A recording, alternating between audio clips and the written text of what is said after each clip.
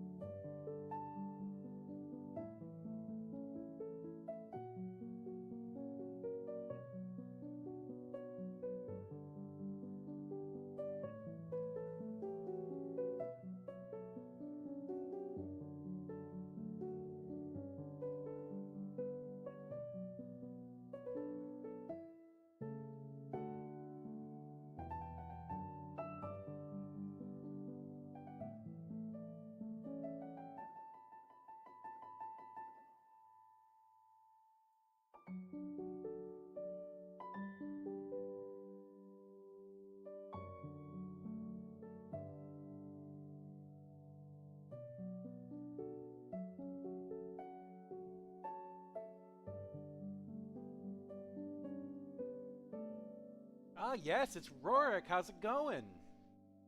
So, Magic Con Las Vegas has been kind of a pain in the ass to me. So,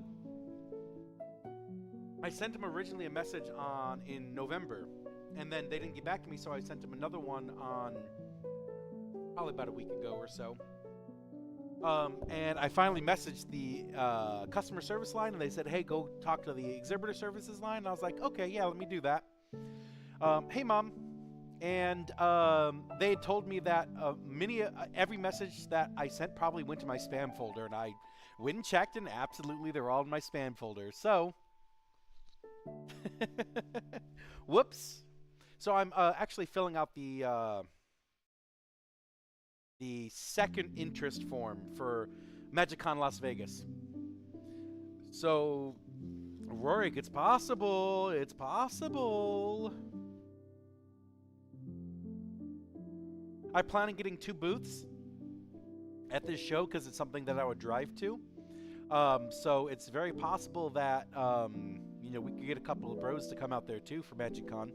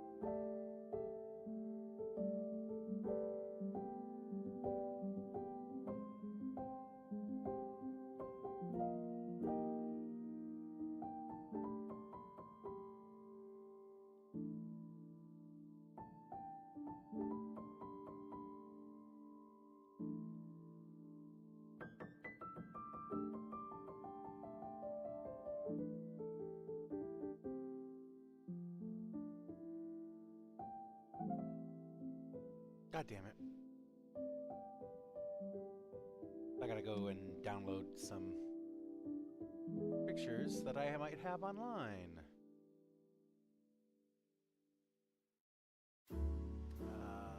Yeah.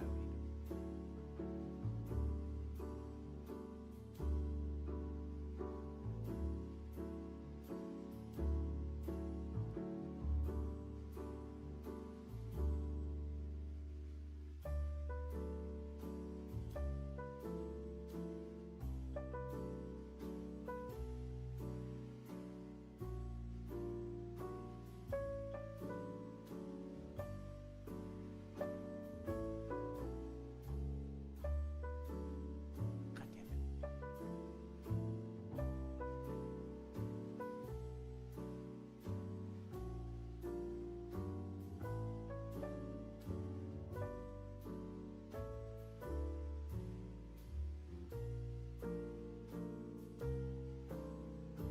Oh, I probably have it in my downloads.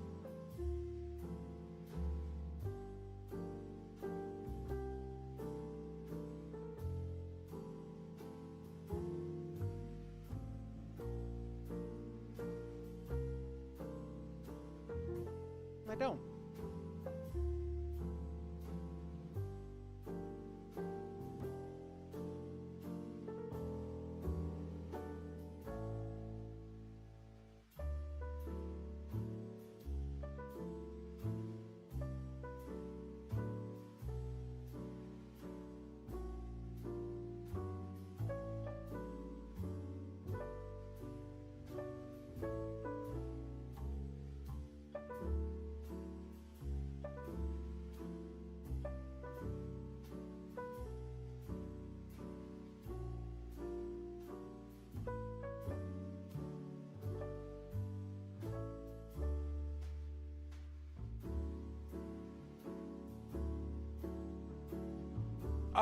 Oh, so there's nothing wrong with our breaker panel on the inside.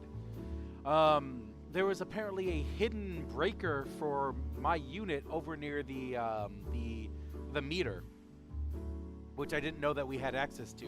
I went over there and I verified that the power wasn't coming to it, so, but I didn't realize I had access to the panel underneath it. And if I open up the panel, there was a hidden breaker down there. So it ended up flipping that. That was the breaker that ended up blowing, nothing the ones that I had in here. Which is very weird that none of the ones I had in here blew, but that one did.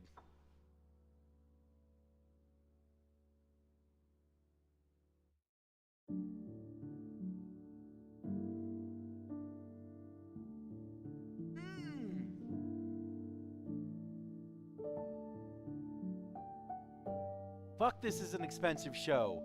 God damn! Fuck! I hate this!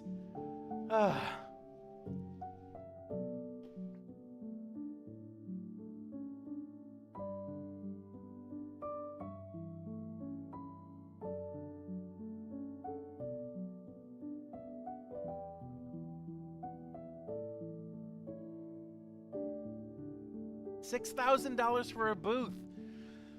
Ugh.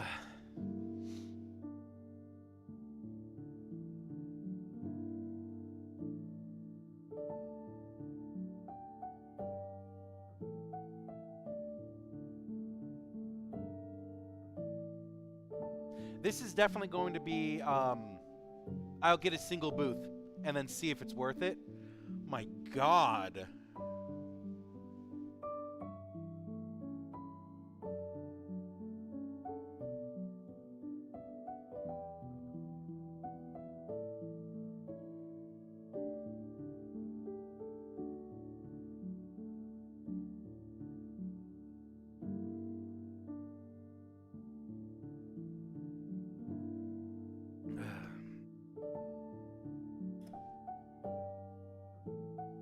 I don't know if I can justify almost $6,000 for a show that I haven't been to yet. So I think I will just do a single booth.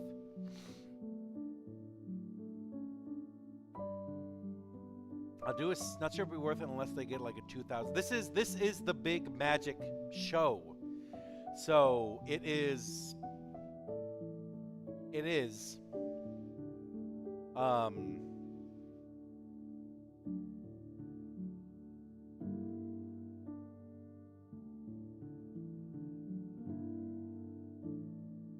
hold up. Let me check out something real quick.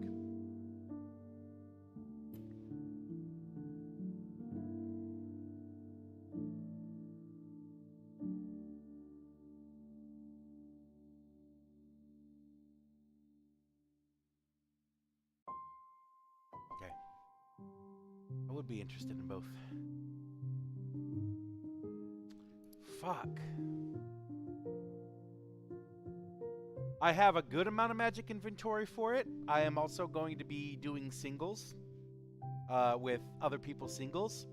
And I'm going to be selling my dice stuff, which is always a big thing. Let me check out something real quick.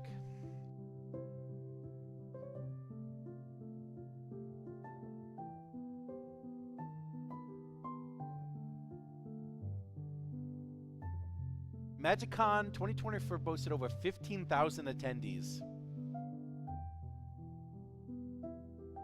Yeah, I don't think $3,000 is worth a 15,000 attendee. Oh well. MagicCon Atlanta.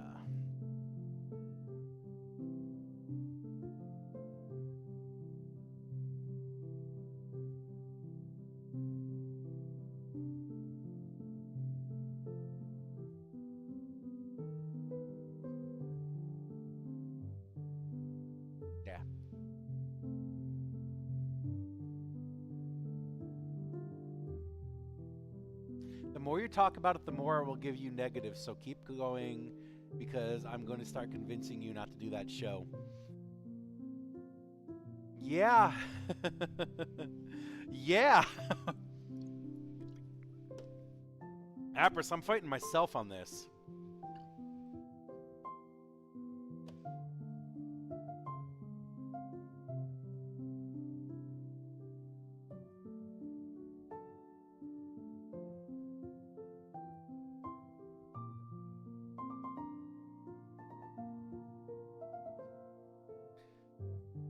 Nah, I'm not saying fuck that.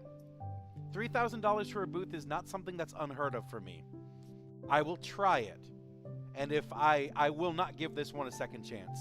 If they don't hit a good metric, for $3,000 plus another for hotel, and not $3,000 for hotel, but plus hotel and selling costs, it's probably going to be, no, you're not kidding.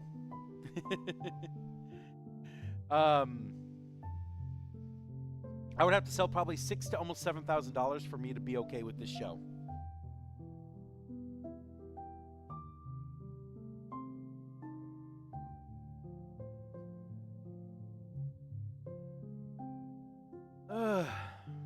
The good news with this one is the travel arrangements aren't that bad. Driving out to Las Vegas is not that bad.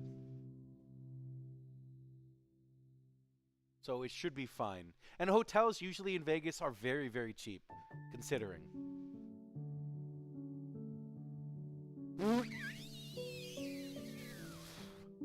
I hate it. I hate it.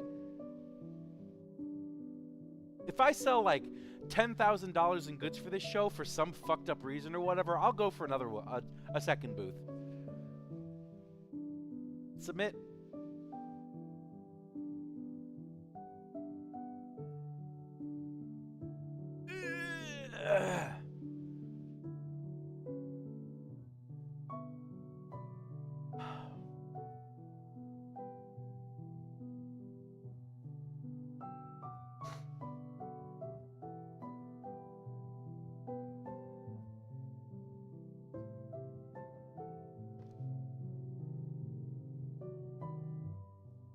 Well, if I do get in this show, Rourke, you're coming with me. I'm not paying you for it. But you're bringing all of your singles.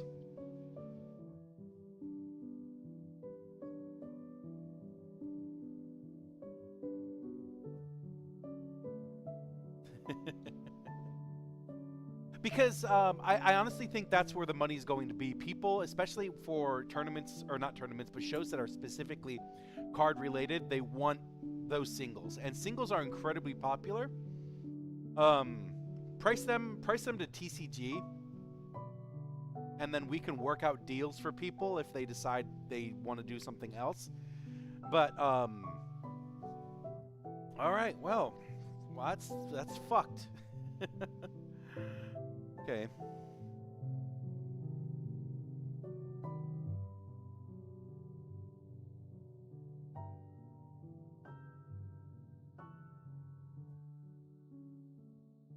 God, that's such an expensive show. It's okay. It's okay. It's fine. Because I think you could easily sell, $2,000-$3,000 in Magic cards just there.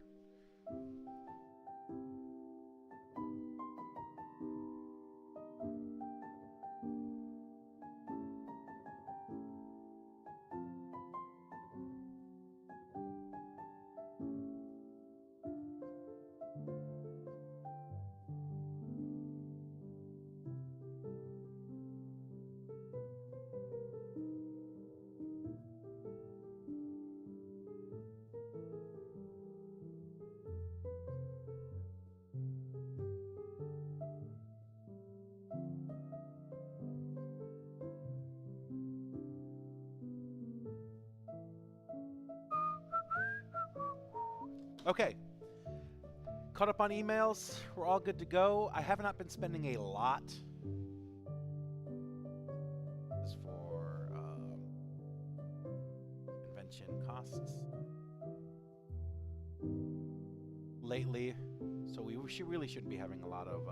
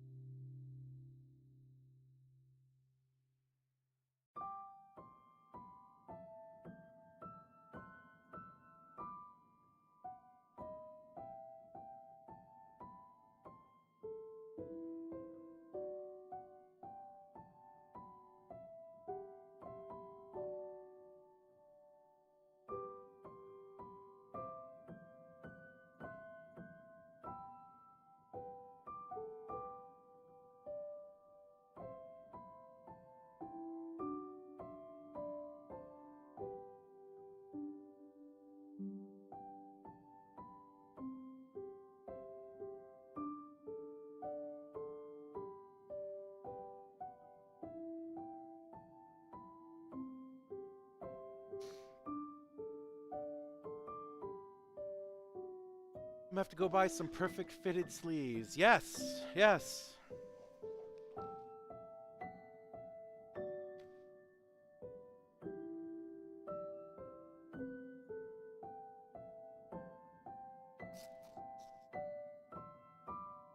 So if I do get in, I'm gonna have to go buy some. Yep, I'm gonna need a lot on the pricing aspect.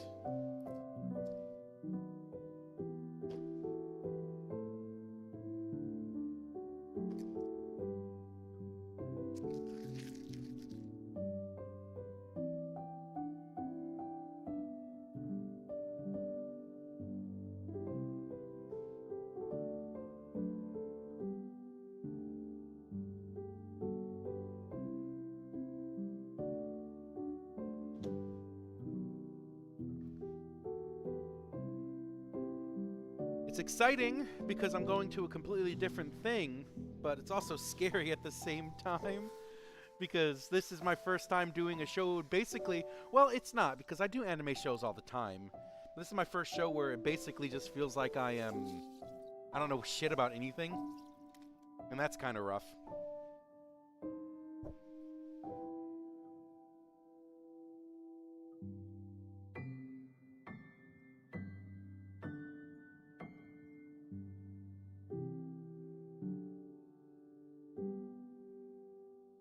Yeah, these are done.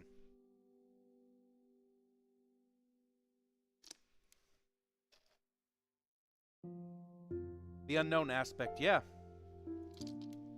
And that's why fucking spending $3,000 on an unknown space is harrowing. Harrowing.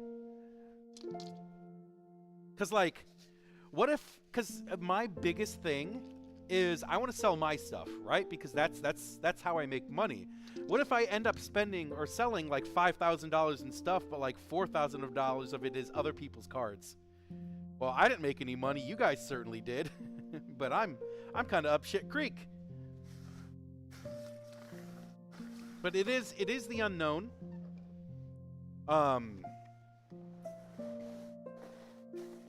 That's rough.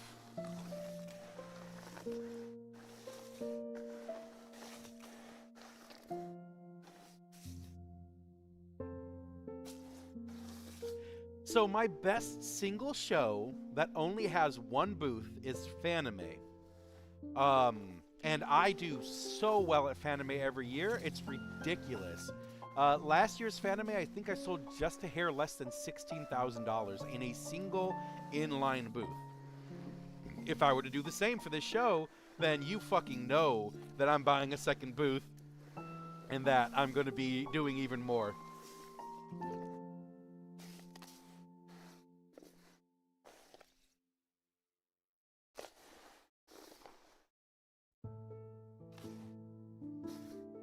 I don't know why I have you guys on that view.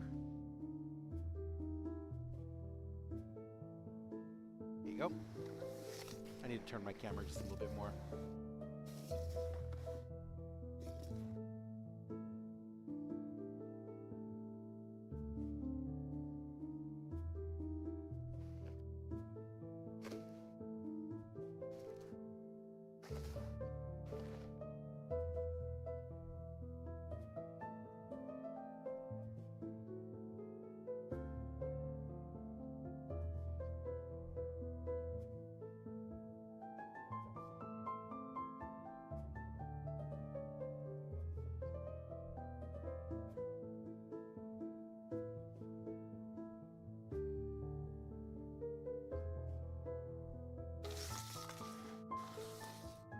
So if I jump up to that much on this show, I would be very happy. I'd be very happy.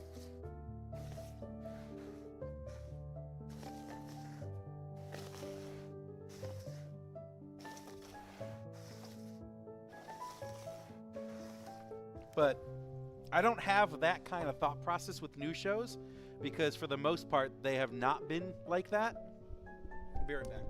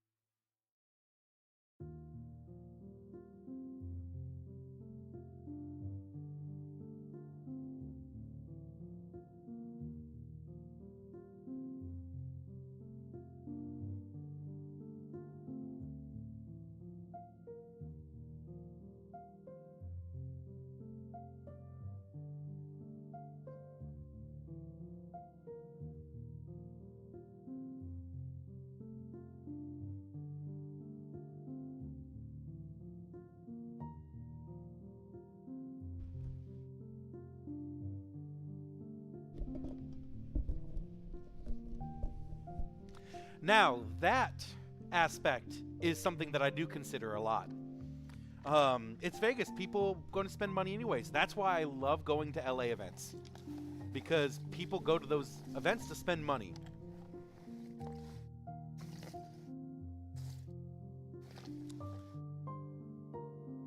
So when I go to VidCon or TwitchCon or whatever else cons that are out there, LA Comic Con, San Diego Comic Con, which I applied for again, and I'm not getting in, but you know, that's a $10,000 booth right there. But with San Diego Comic Con, I think it's really easy to recoup that money.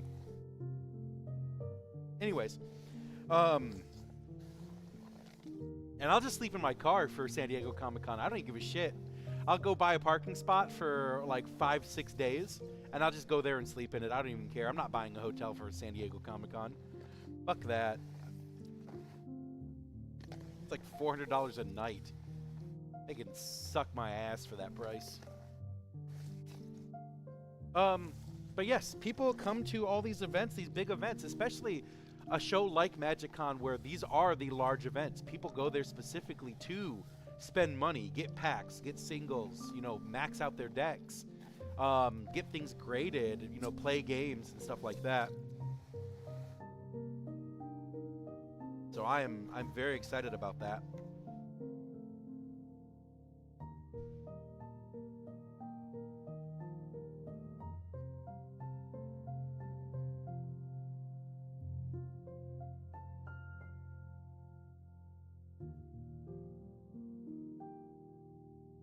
Okay.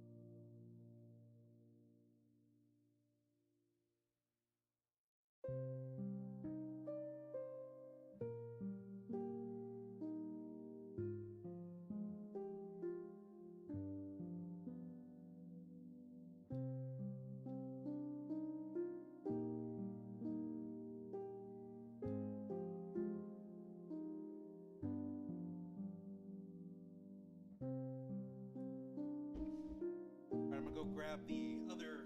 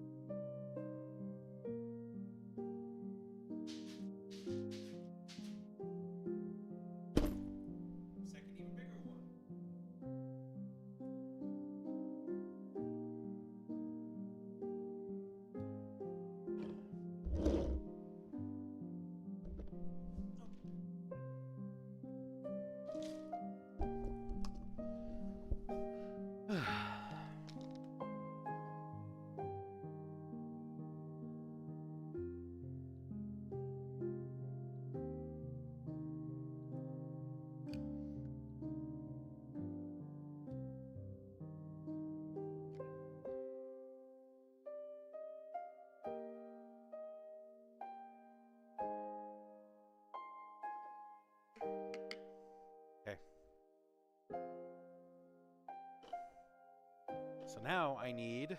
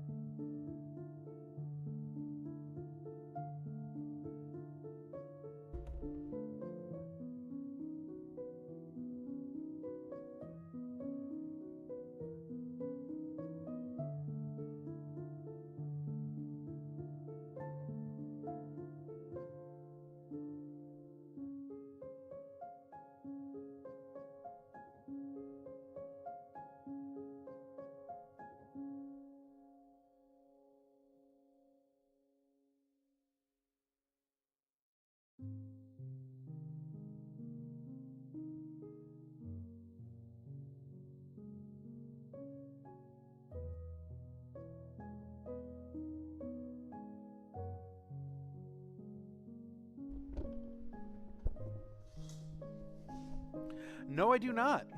Oh, why don't I have a wireless headset? Well, there we go. Now I can actually move around. So, I don't have a wireless headset because I don't really like doing wireless things. It definitely adds just another thing to charge, but I did consider a wireless headset recently, but I bought this one instead. Because I bought this headset because I wanted a better mic. So the mic in general and anything coming from the headset is much better when it's wired in terms of quality and responsiveness and, you know, all that jazz that I really care about. But if you want the really true reason why I don't have a wireless headset is because I bought this one instead because the wireless one was about $100 more expensive. And I was thinking, you know, that would probably be worth it in the long run for the amount that I use this thing. But can't really justify that kind of expense. So that's why I don't have a wireless headset. And before you say, oh yeah, you can get wireless headsets for like $40. Of course you can. But they're really awful. They're truly, truly bad in terms of sound quality and responsiveness and all that kind of stuff. So, because my stream stuff isn't really making me very much money, I am not inclined at the moment to try and spend a lot of money on it to make it better. So that is why. Yeah, you can take cheap ass. That's absolutely valid. Because in essence, yes, that's very true. I'm just being a cheap ass for it. But I justify it with, I don't necessarily think I need it. Although it would be very, very nice for me to have. I can't justify the cost of it.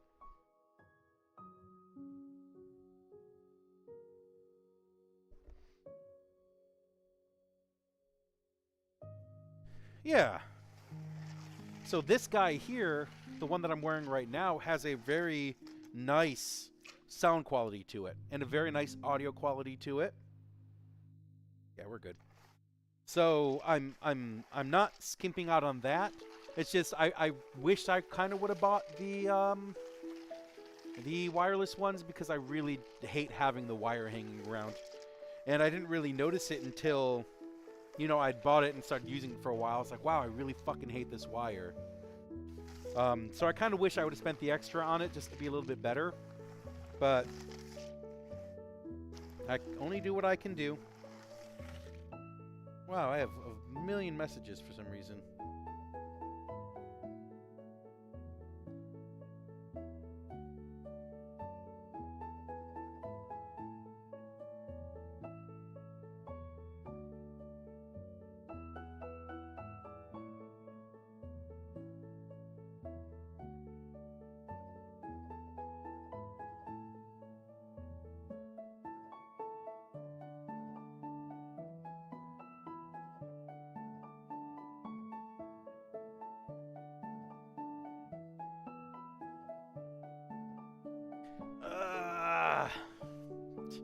Okay.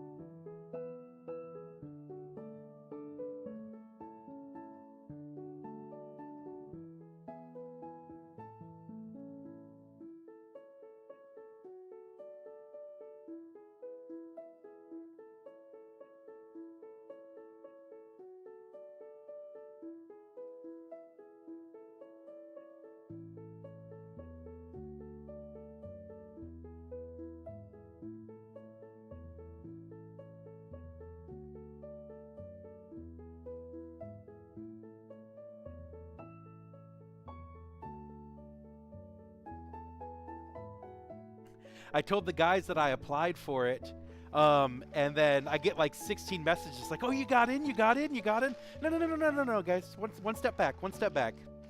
Got some healthier options for lunchtime or dinner stuff. The new Costco, and I took some pictures too. Some ice creams I haven't seen before. I'm very happy with that, Empress.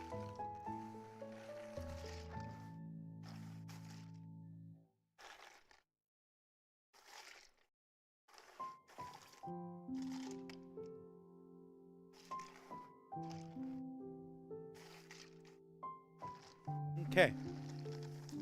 Let's go ahead and get these on the drying rack. I'll be right back.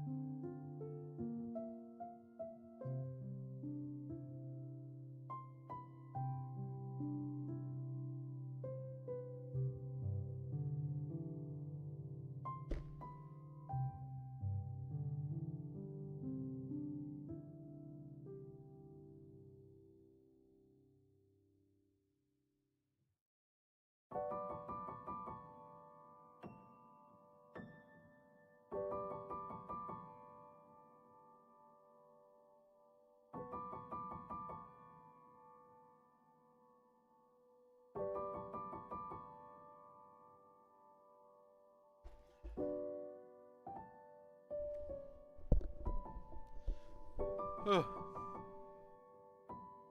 Sounds good. Sounds good, bro. I finally tried that Japanese barbecue sauce, and they put it on some rice, and it was sample. It was really good. Reminds me of when you go to teriyaki restaurants and get a teriyaki chicken bowl. Okay, that's nice. Go back and have lunch with Ray. Have fun. Cape Talon. Yep. I wasn't expecting to have a heater on today, so I have a cape. Okay.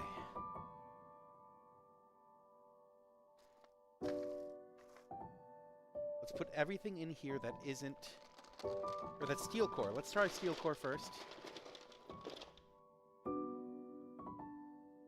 And then if we have more room, we'll toss more in there.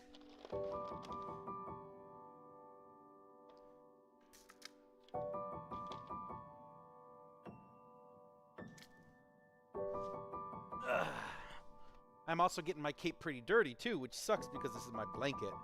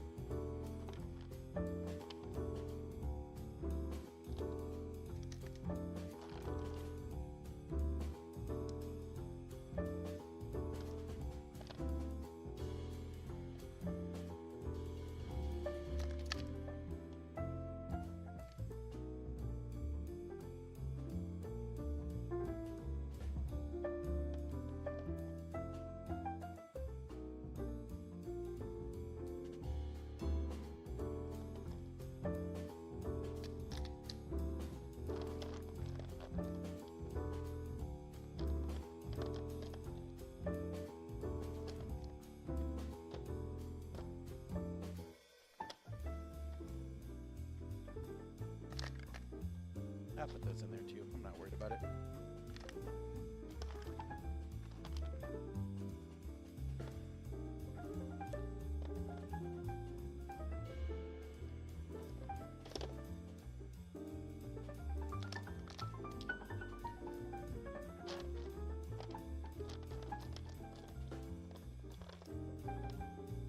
The only reason I'm being picky is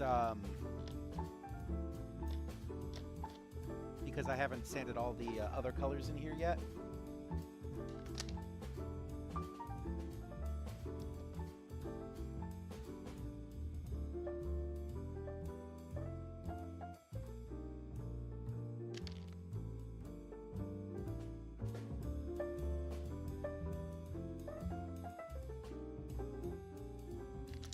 Shuffles that. Yeah, plenty of room.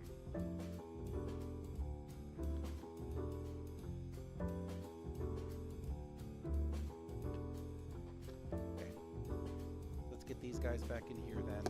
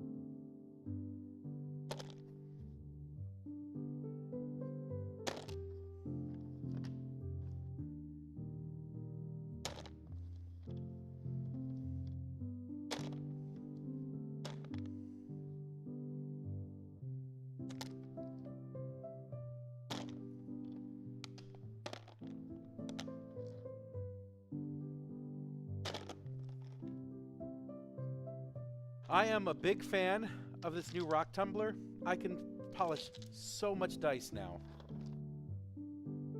at the same time. That there is probably, yeah, about 20 sets in here. Welcome home, Apris. The only thing I hate about it is the way I have to clean it out. It's kind of wasteful. Funny enough.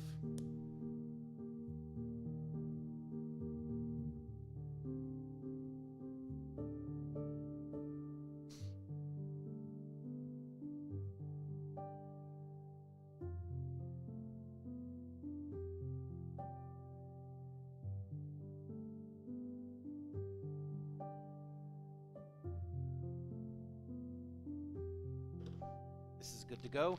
Oh, it's so heavy too. I love this. Oh my god. This is going to be so great.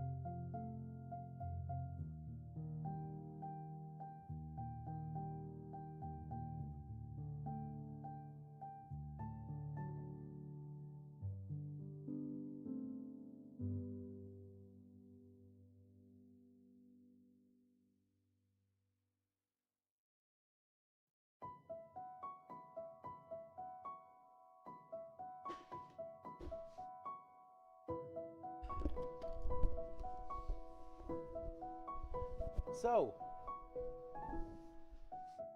I got that tumbler literally at the perfect time because this guy, I think, is the reason why the circuit blew. For some reason, he is not turning anymore, and it's having like that weird buzzing motor sound, which is telling me that something is stuck in here. And I'm gonna take it apart a little bit to see if I can fix it, or get it unstuck, or do something or whatever. If not, I'll throw it away, or shit, I'll just fucking return it. This is an old one though. But let me go ahead and grab that stuff real quick. Screwdriver, it looks like.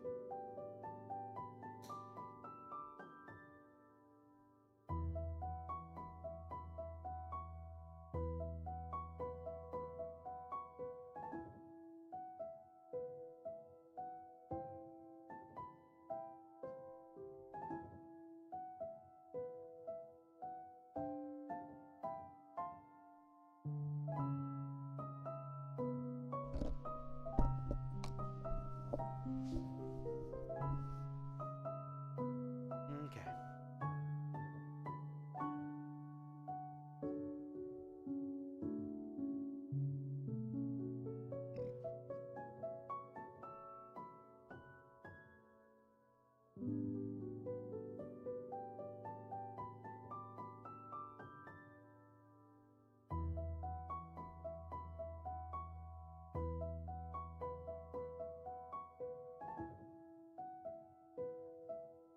Okay, this is something different.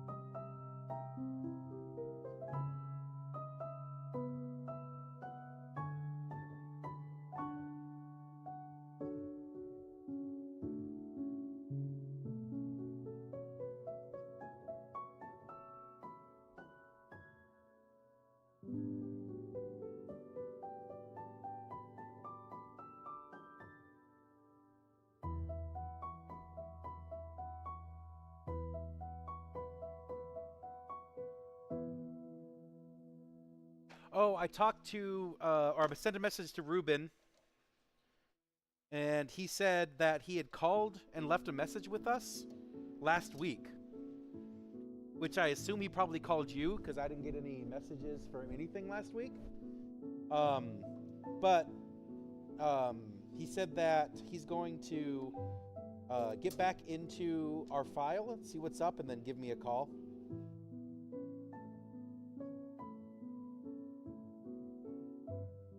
I told him that I'm sorry we missed his call. We generally don't answer people's calls unless we know they're coming, because everything is fake.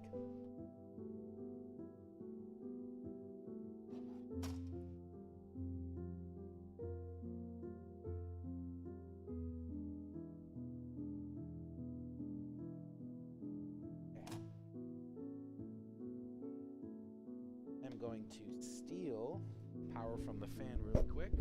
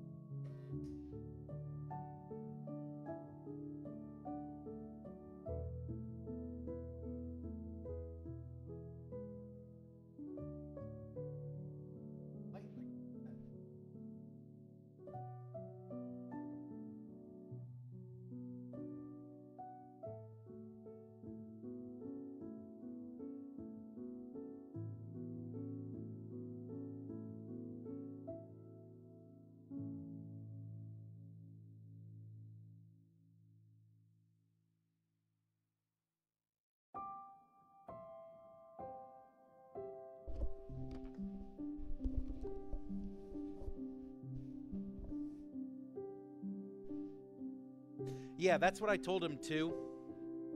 Like, we just don't answer.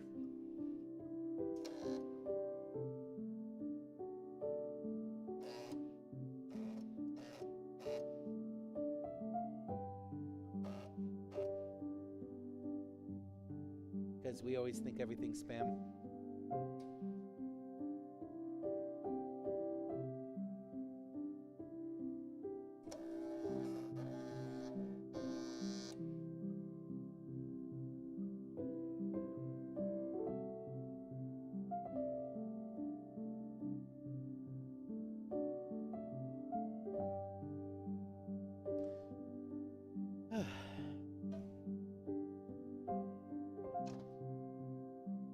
So I do not know.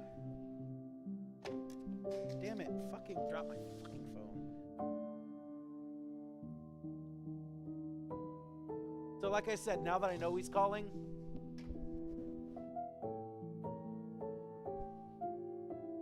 then we'll answer. But if he called your phone, then he's probably going to call your phone.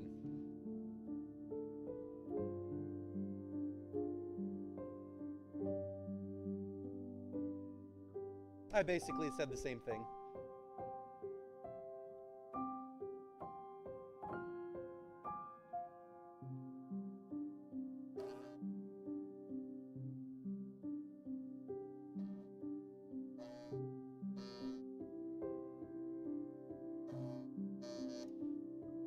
I think something's jamming up in the motor here.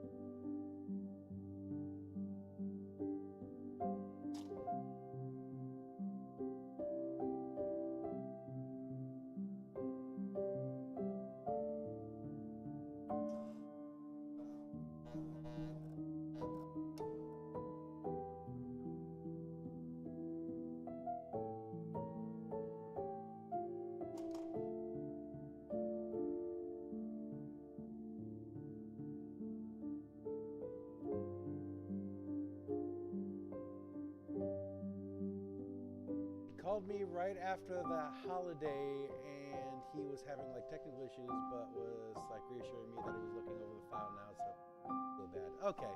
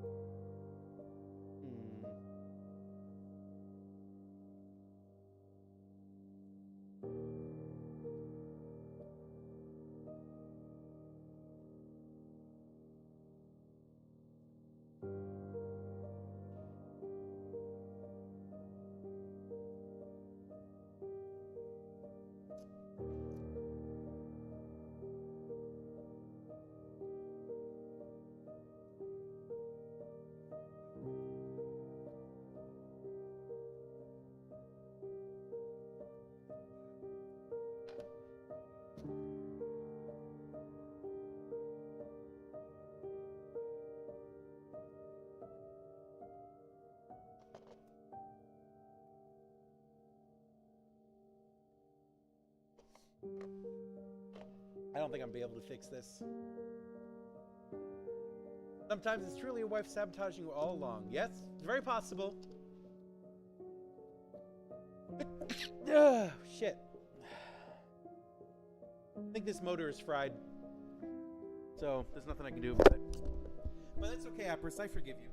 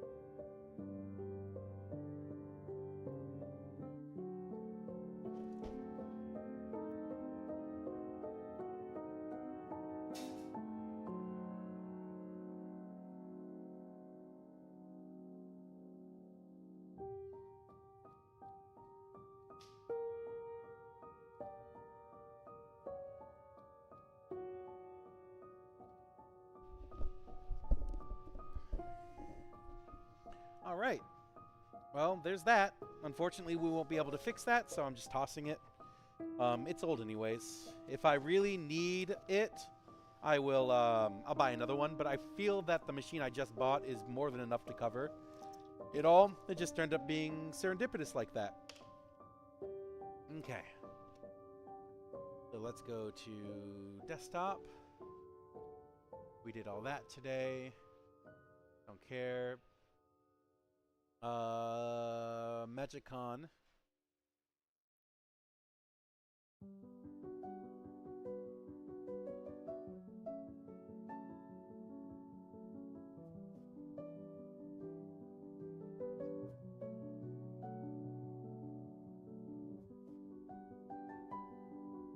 Okay, there's that. And page.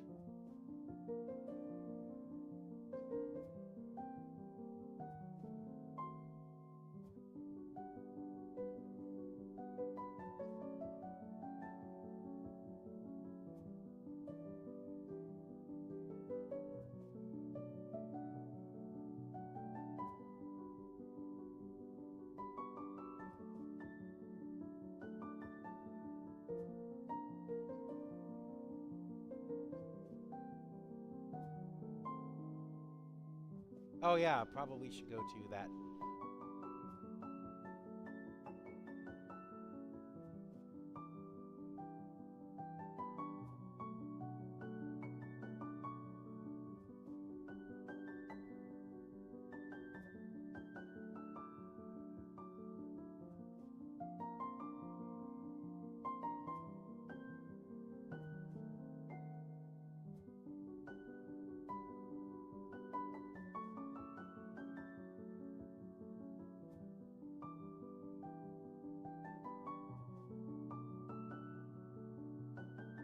Apris, that email that came from...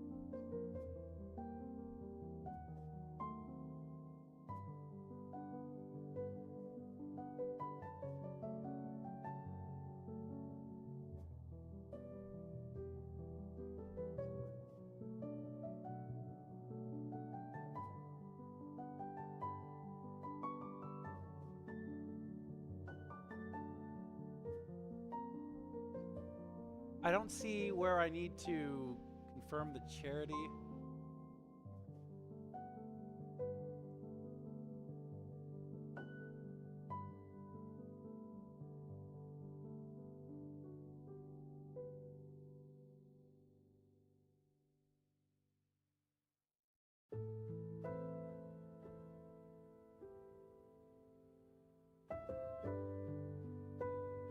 No, I got in. I just can't find the email that you sent over. Where did it come from?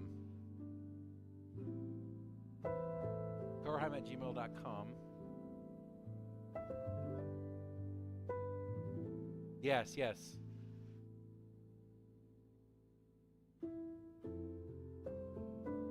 Because I don't see anything inside of the PayPal account itself to confirm everything. So why am I going to go through an outside link?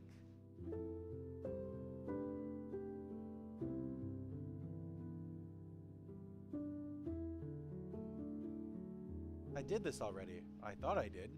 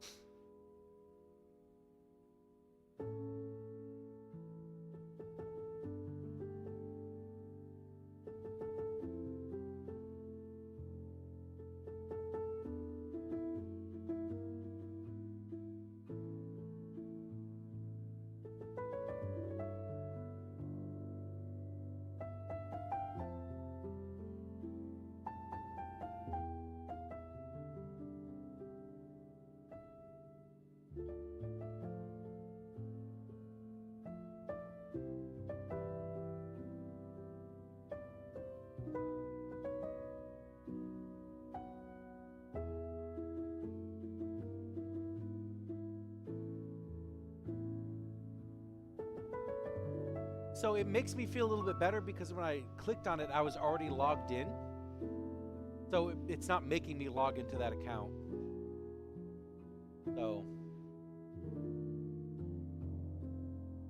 Oh, I actually need to check the Errybody stuff. I'll do that after this.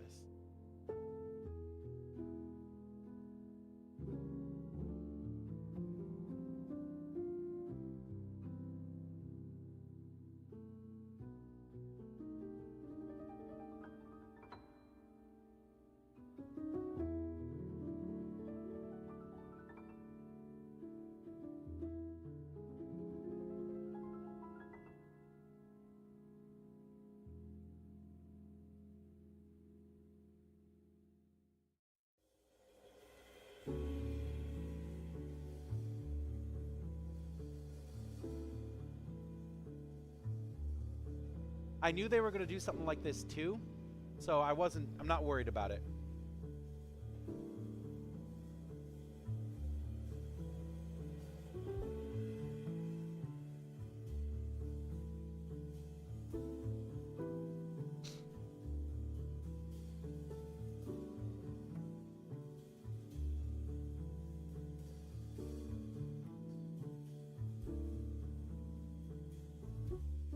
Everything looks on the up and up.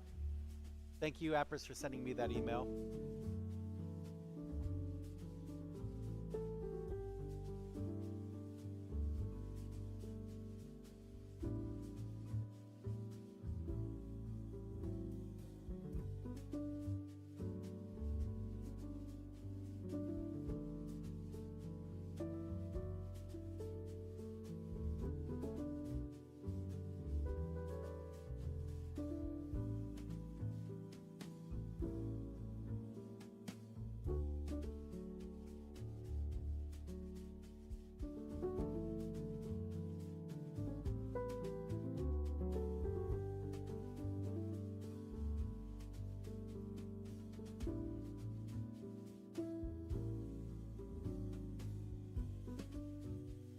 Oh, nice.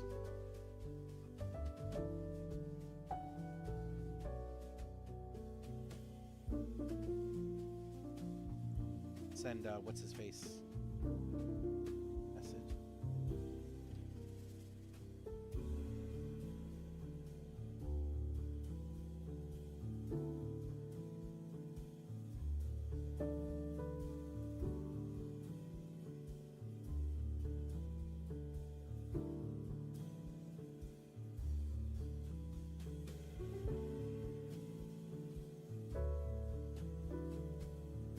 At Anoston,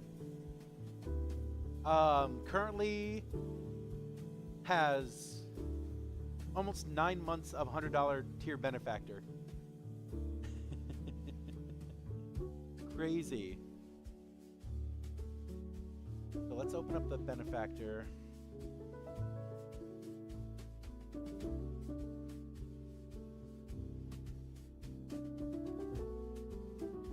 God damn it.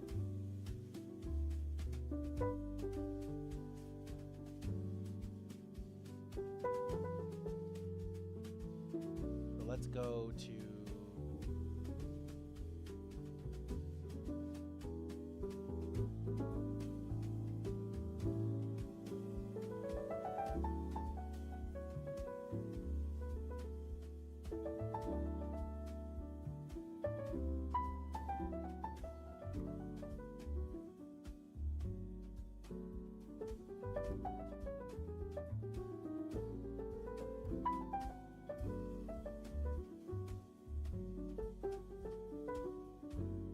okay, so we got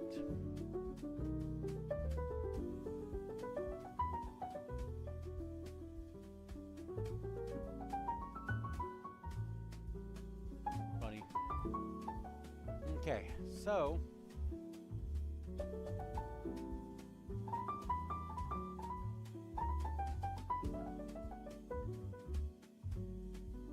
fucking name. So go back to the Benevity. So 10, 11, 12, 1, all the way to May.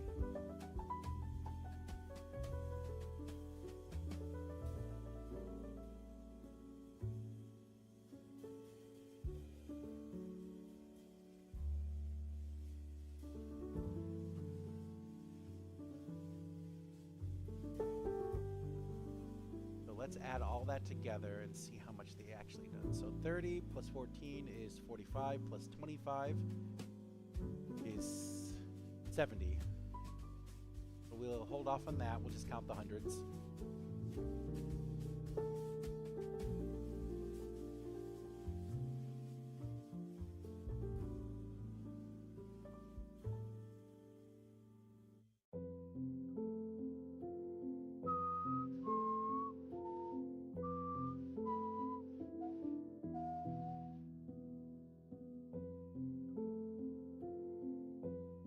Okay, there we go.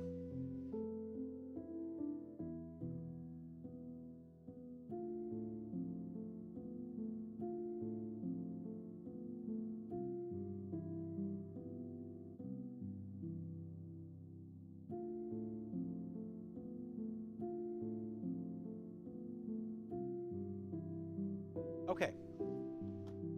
So, before I get to sanding today, which, by the way, I am going to come tonight again. I still have a lot of shit to work on. I'm getting through it. I'm going to come tonight to do more work, especially since I lost a good portion of the day to what we did, but to the electricity stuff. But I do have this done.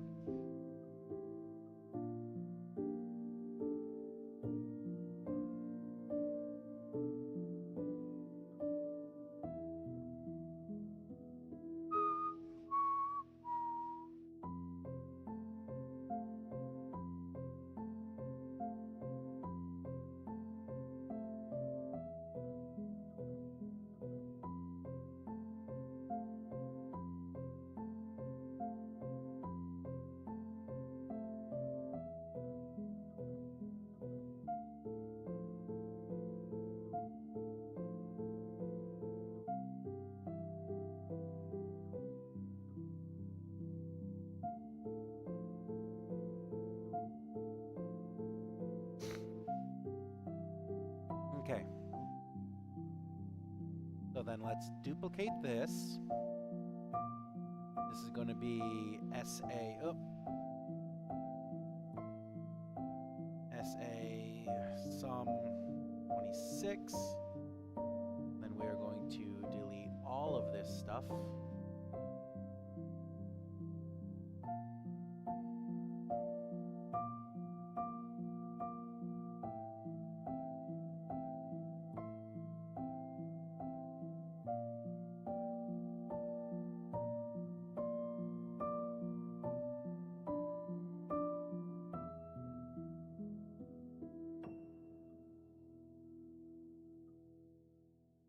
All of this too.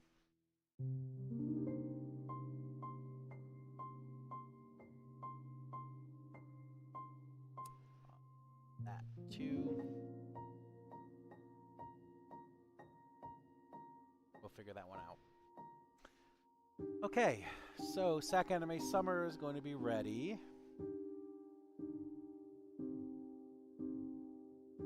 So now I can go over inventory for this, and then I'll be ready for next year.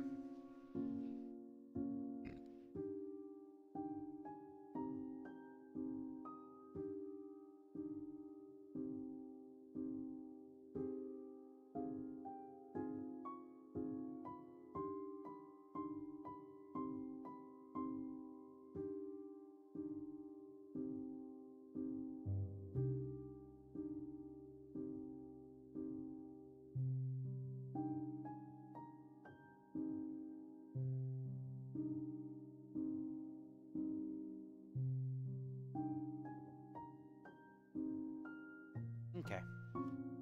So I have my inventory done for next Sac Anime, or Sac Anime Summer, or Sac Anime Spring, actually. This is going to be for spring. So I'm not going to buy as nearly as much for Sac Anime Spring.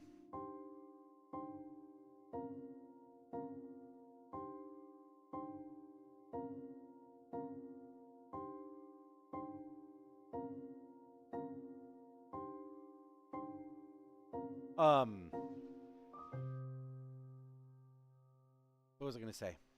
Oh, I'm not going to buy nearly enough as much for Sec Anime Spring, but that doesn't mean that I don't want to take inventory of it. So we got Regent chips. We have 12. Shrimp chips large. We have 8 plus 5 plus 2. Ramune bottle. We got equal to 16 plus 24 plus 24 plus 24. That might literally be all the ones for it. Haichu bags. Got 17. I don't track those. Korean Lays. Got 8.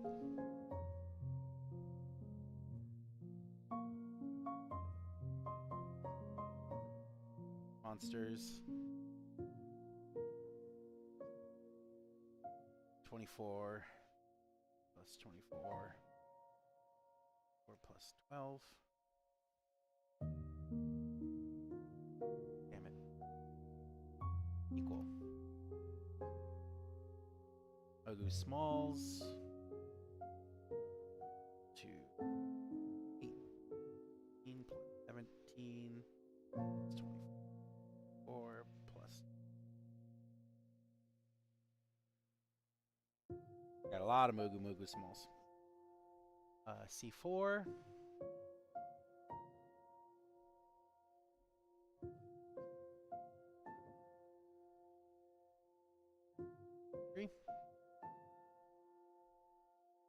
Ito in.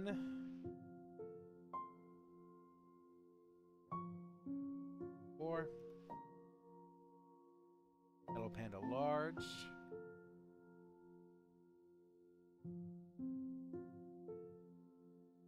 3. Anime Sparkling Waters. Got 10. Bubble tea large. 5. Choco Pie box. We got a lot of them. Powerade.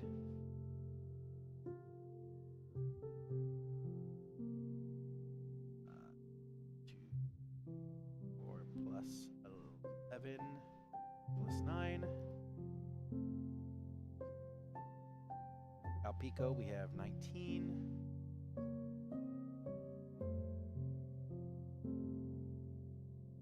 Sparkling ice.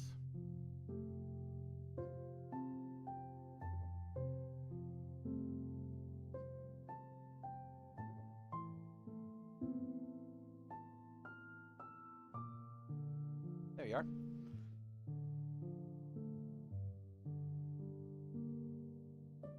Seven. Mogu large. Got 6. That.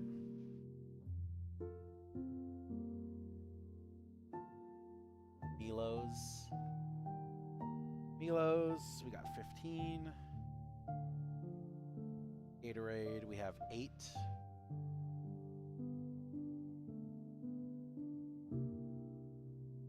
Aritos, we got 23.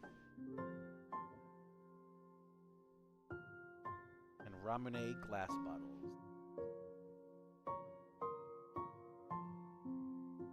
9 plus 20 plus. Okay. We got that. That's awesome.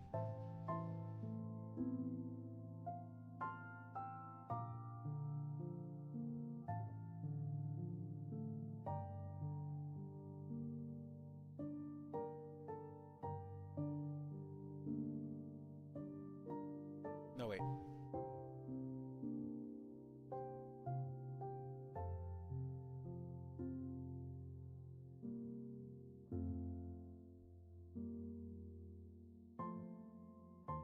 So I still have about $1,000 in inventory here. and about $3,000 in sales.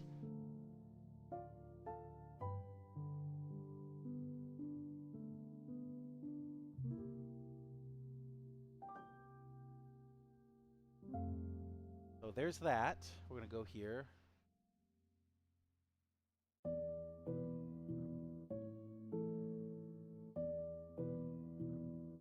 Phew! Excusez-moi.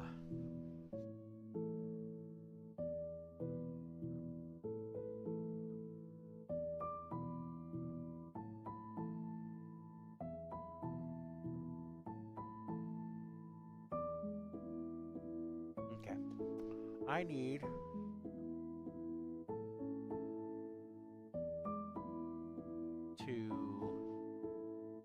find my inventory sheet.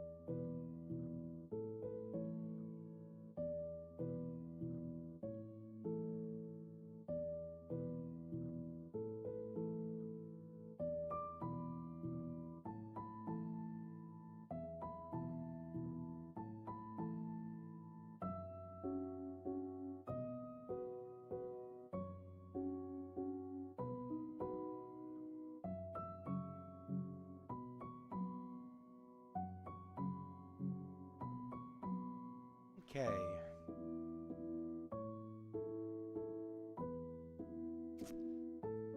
So I need to find my inventory, which I think is going to be under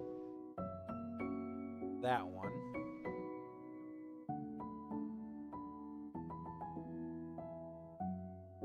Yep, this inventory. No, not this inventory. There we go. I say food data.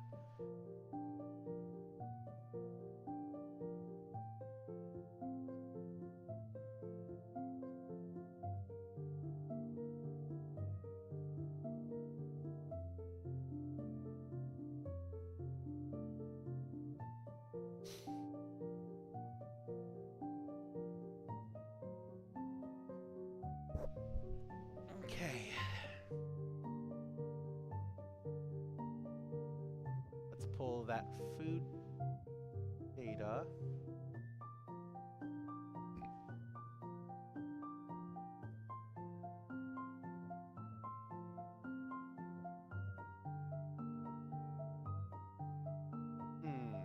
How do I want to do this?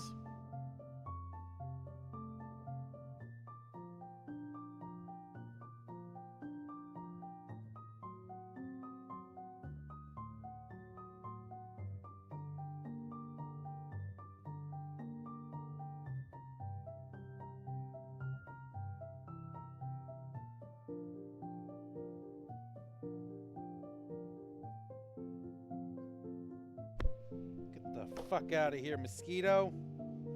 Don't you even dare.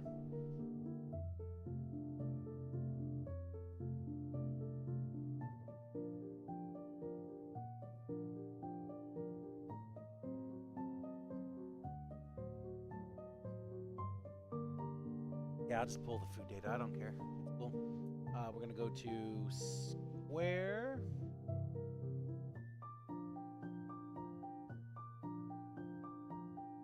I think this is the right one.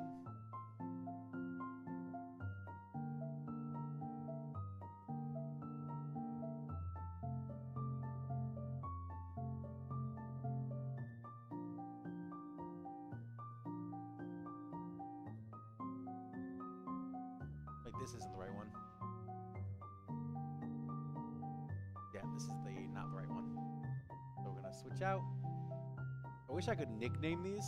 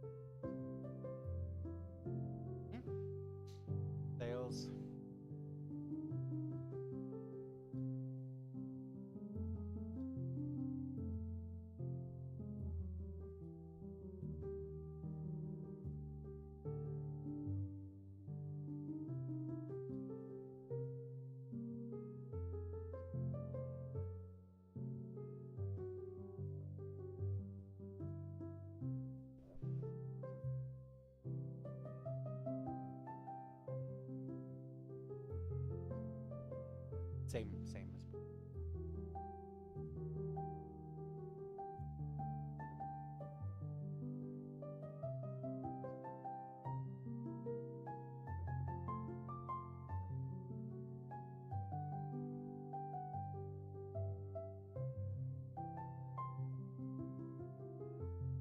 Was on the phone with Danielle. The 13th was a part of personal property. However, there is a near 12,000 check that they said they issued, but we didn't get.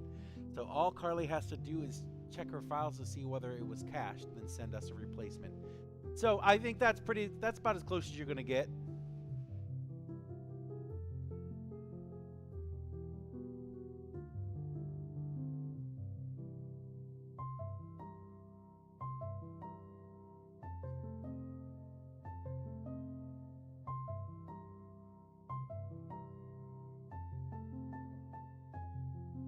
It will be over. Yeah. That makes sense, Mom. Like I said, I think that's about as close as you're going to get.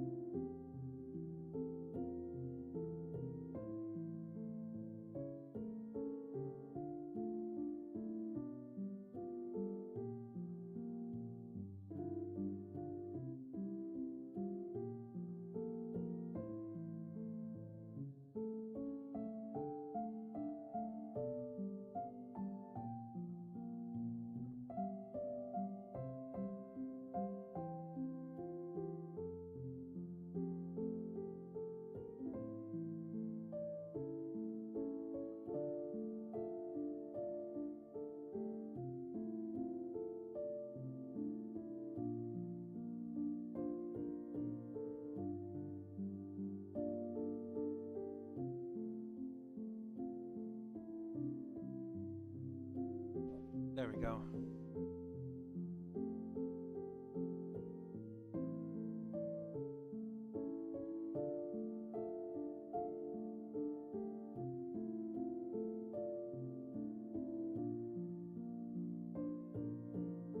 Be over finally, Mom. Good. Yeah, it is. It paid the bills, racked up, and even got us a car. Yeah. And then you'll be able to pay for the shows that I'm going to give you too. So we're good. It almost feels like the lottery, Mom, but I know that it was just money owed to you guys. Yeah. Just grateful those damn bills are off my back. Yes, especially, the thousands of dollars of credit card debt that you racked up for them not to pay it out.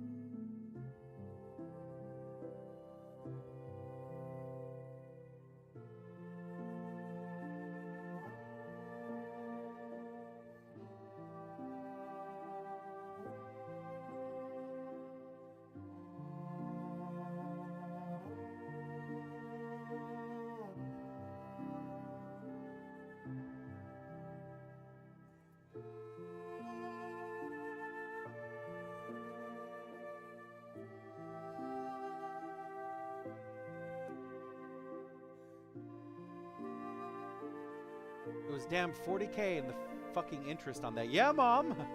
Yeah, I know. Okay.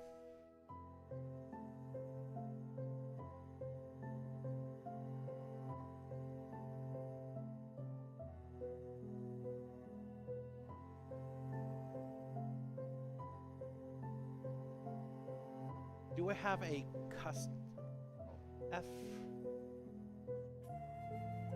I don't have one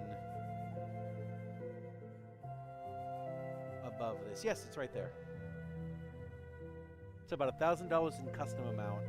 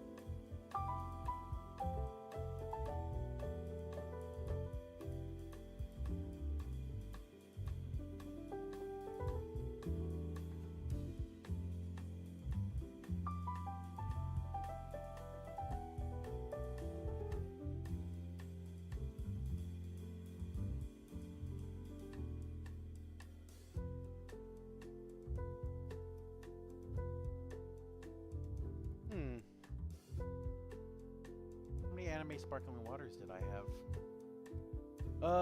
So this is gonna be inventory. Oh, item. Costing and revenue. Let's go to winter. The anime sparkling waters. We had 64 of them. What did those go under?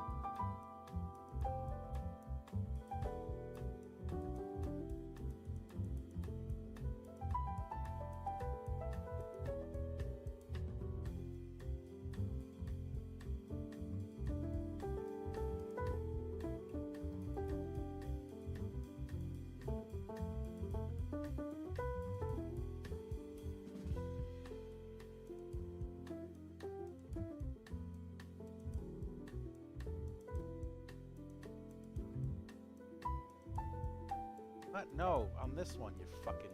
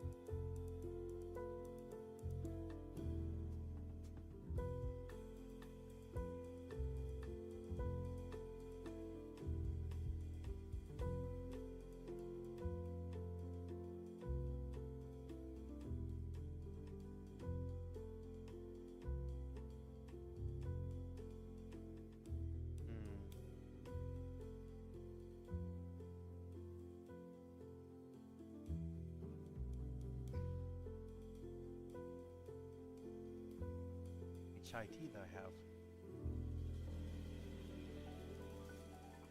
Or no, that came out as Thai tea.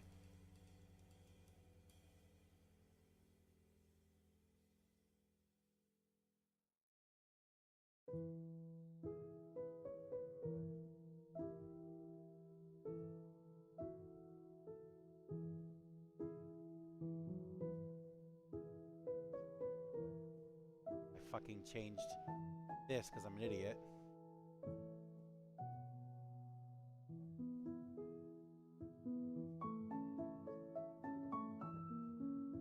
Let's see what the Rocco.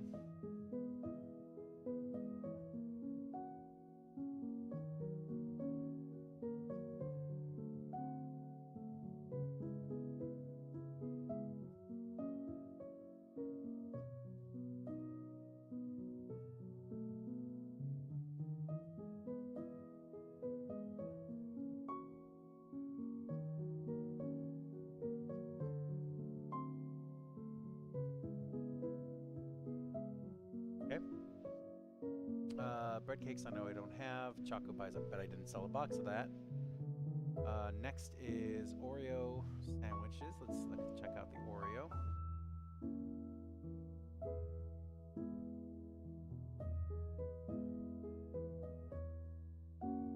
I didn't sell a single one of those.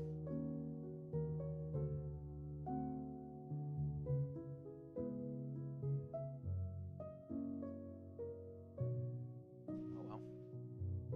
Prime, we didn't sell any Prime. Tea packets, I'm sure we didn't sell. Twix, let's check that out.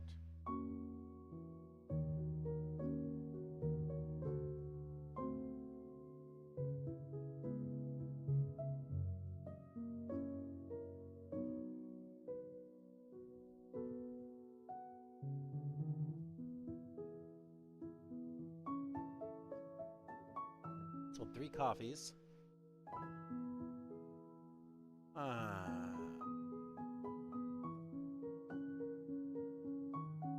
Okay. I know we sold those, but we didn't. I don't know. Okay. So, but this helps me get a lot closer. 37 sales off of something. I'm happy for you guys. I'm happy. Yeah. Go check out mystery bags. I'm pretty sure I don't have all the mystery.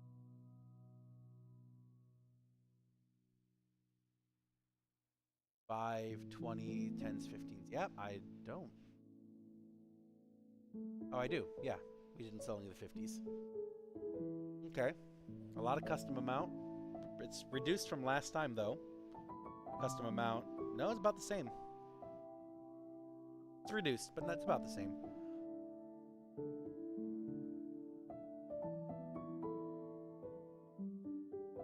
It's off by a negligible amount anyways. So if we go to item costing and revenue,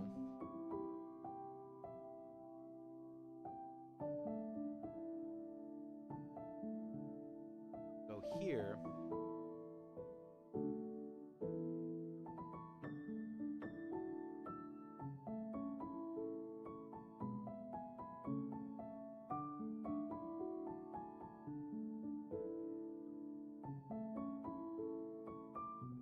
Column to the left.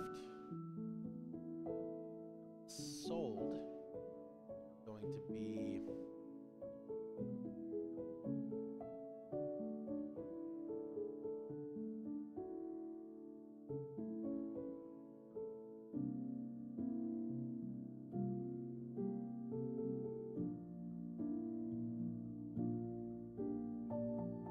down. What was the thing that was powered by nuclear energy? I was surprised that I forget. It was the USS Enterprise, the first nuclear-powered carrier, and that was one of the ships that Dad served on.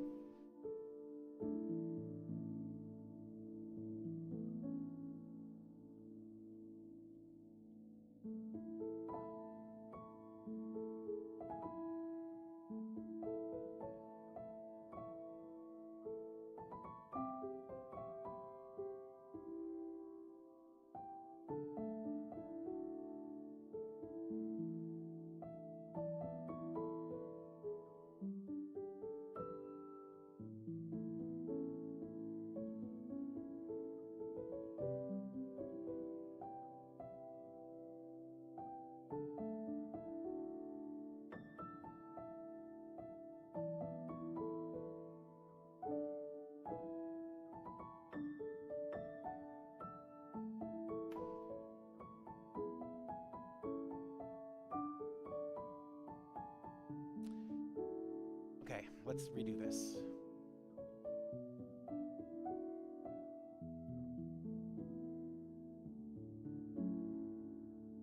I need to pee real quick, and I'm going to redo this.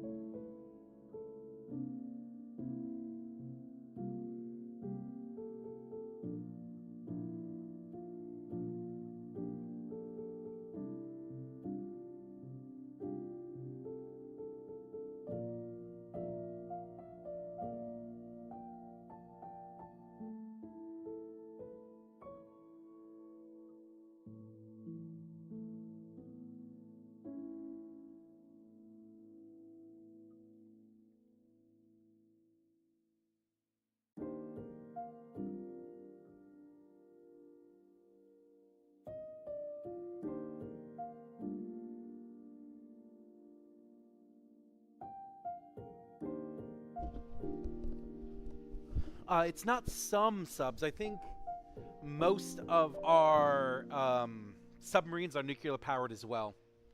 I'm sure we still have some gas powered ones, but the nuclear subs are much, much better.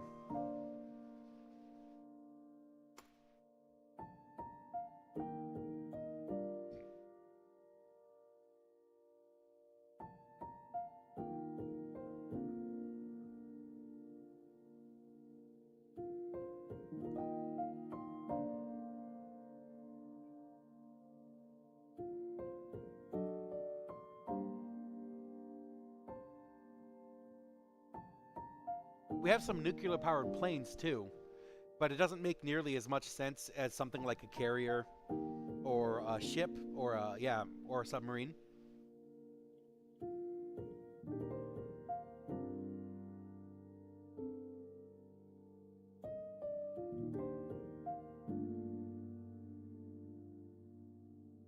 Yeah, this stuff doesn't. I don't know why I did all this for.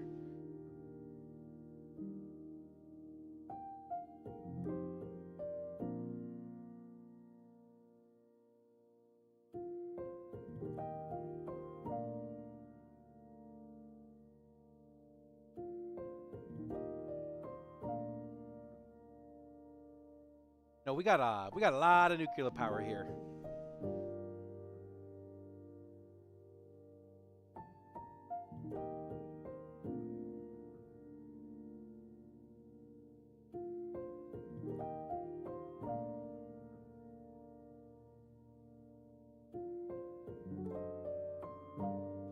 Oh, you know what? That could be it.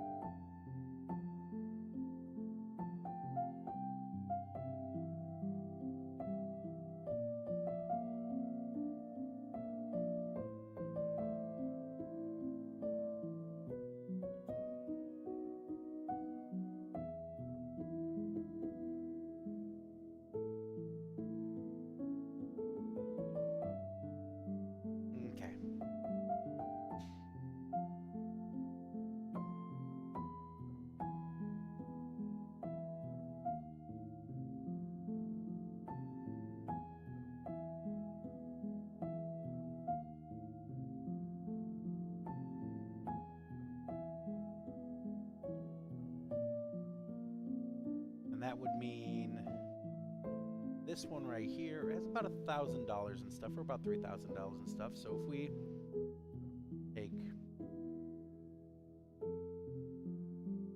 equal this minus this, 1,100, 1,000, yeah, okay. Then we this minus this, about $4,000. A little farther off, but it's fine. Okay.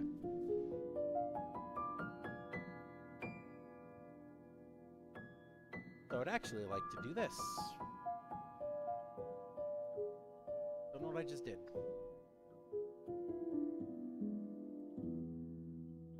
Is this dependent on that? No.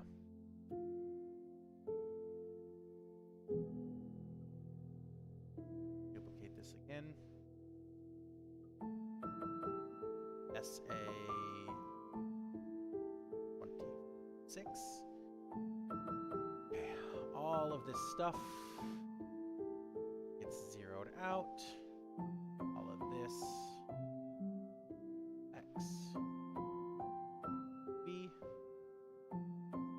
Oh, I'm an idiot. Equal this plus this. There we go.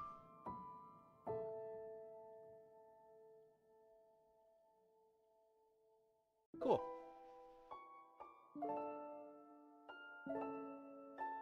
Yeah, perfect. Yeah, so we got a lot of nuclear-powered stuff. All right. So I need to make another purchase really quick, and at that point, it's time to start sanding again.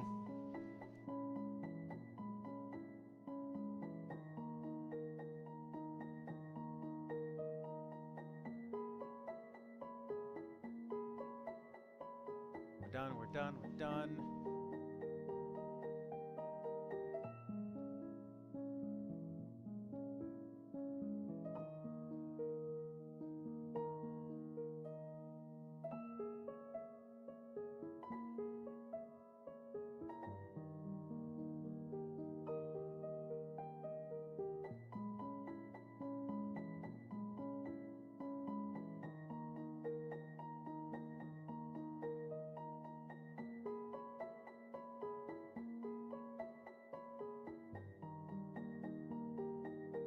This one is paid,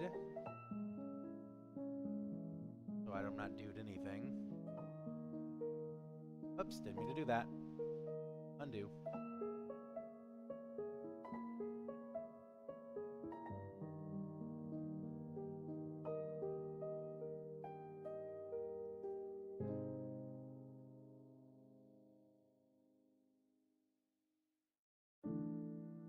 Due date in February. We'll put that over to conventions. And there, we cleared it all out. Yay! Gmail's all good. Okay, so, I need to make an order. That's what I was trying to fucking do. I need to buy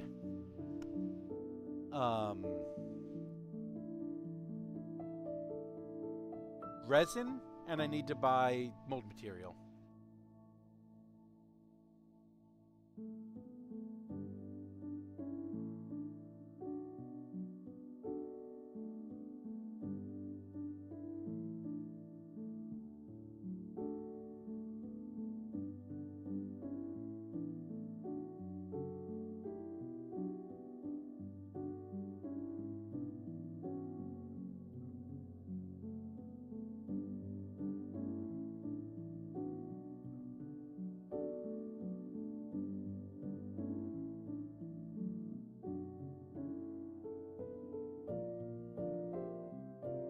I don't want a lot of it.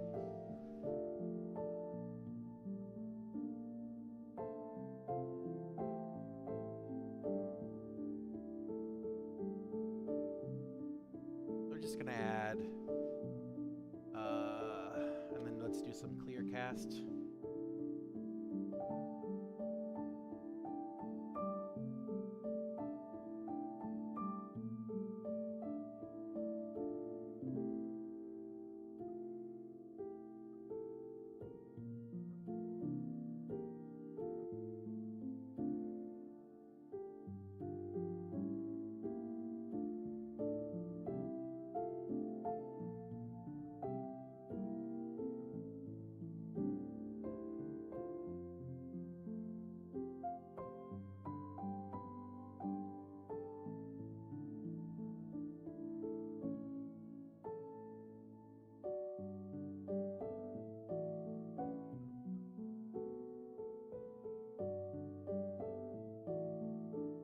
hate that, but let's do it. I'm going to try a different resin, see if it's good. If it's not, then I'll return it just like always.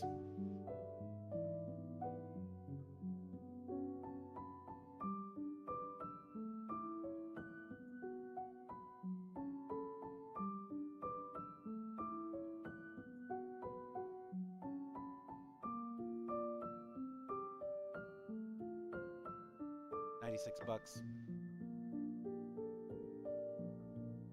So why do I need why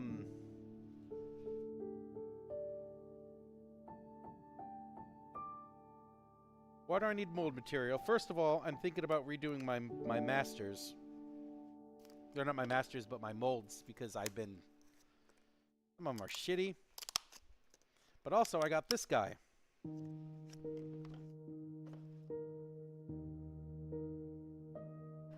This guy is my master for the wedding set of dice that I have been commissioned for.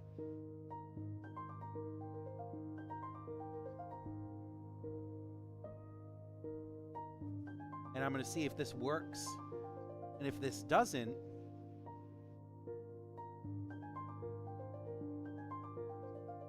then I'll make another set. I'll make another master, do it actually by hand instead of just buying from somewhere else.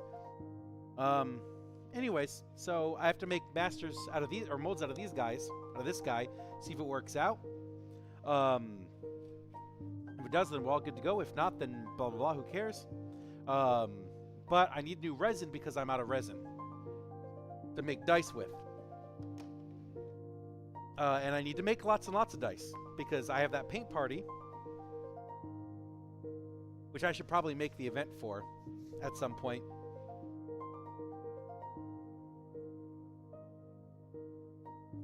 But I think it is now time for me to pull out the sanding stuff and get the sanding stuff all ready. Okay, that is precarious, and I don't want that.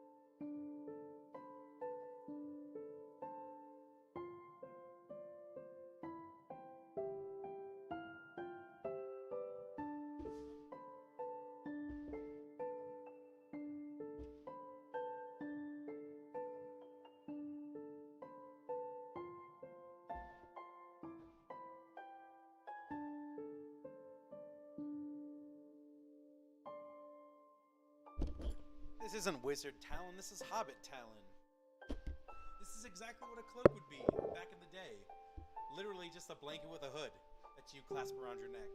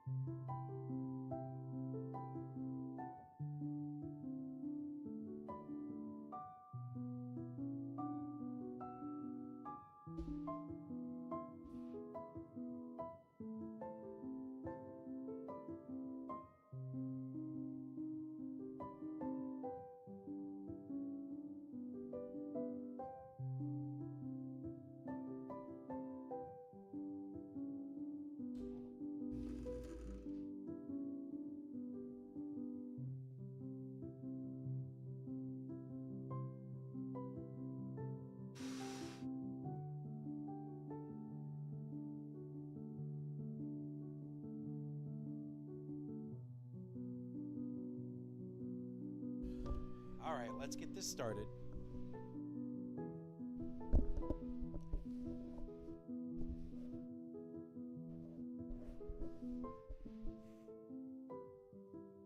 That out.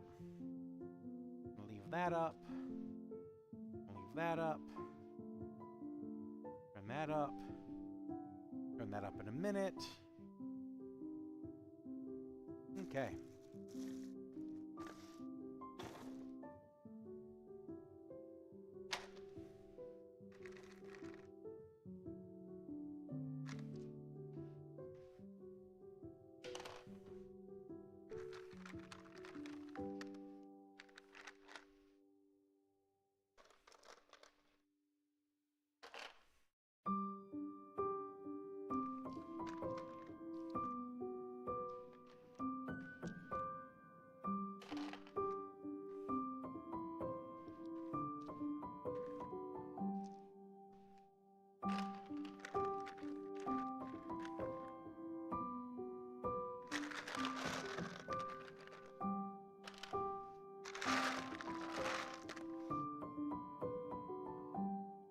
Alright.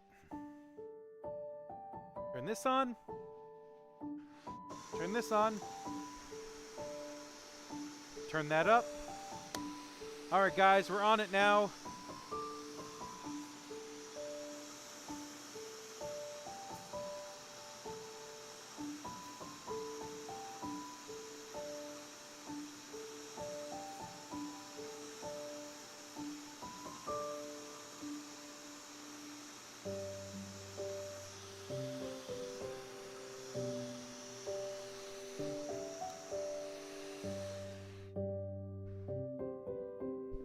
Hold on, I thought I heard something.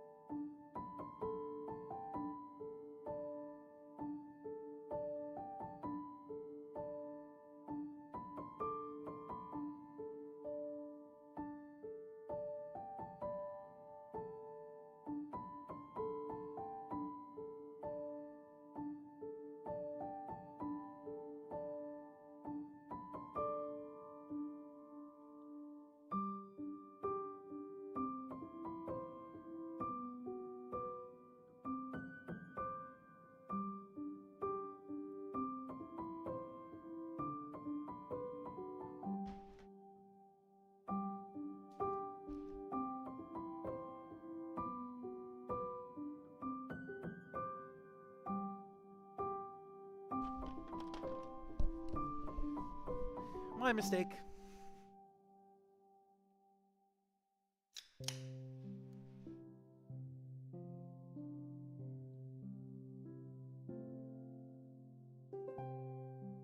The Chargers just got him?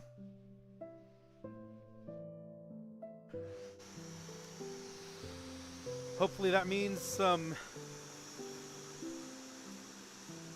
Super Bowl action for the Chargers. I'm actually quite happy with the progress of the Chargers. You know, they didn't make it to the Super Bowl this year, but they sure as hell made it to the playoffs, which is very much not what I was expecting the Chargers to do.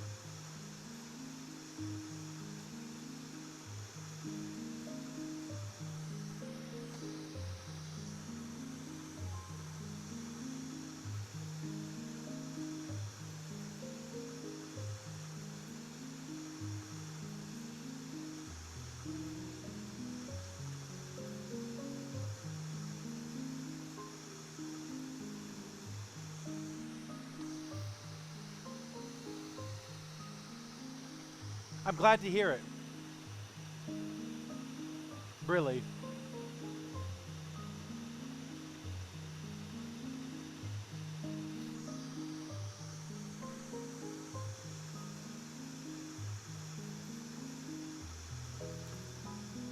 At the same time, though, we sure, like... When's the last time the Dolphins been to the Super Bowl?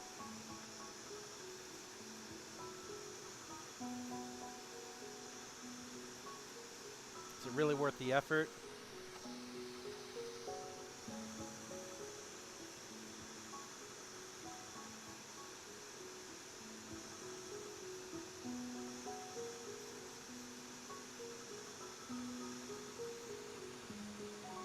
Yeah, we'll see. I don't know anything about the coach, so it's very possible that he's one of those, like, really good ones, just, you know, cursed with the status in life of what you get. In Cancun, yep, fucking... That pisses me off, because even though they lose the chance at the Super Bowl, they get to go to Cancun instead.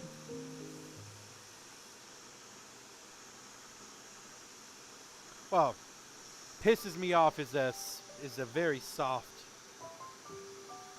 expletive for me. But just imagine, oh, we don't get to go to the Super Bowl, so we get to go to Cancun instead.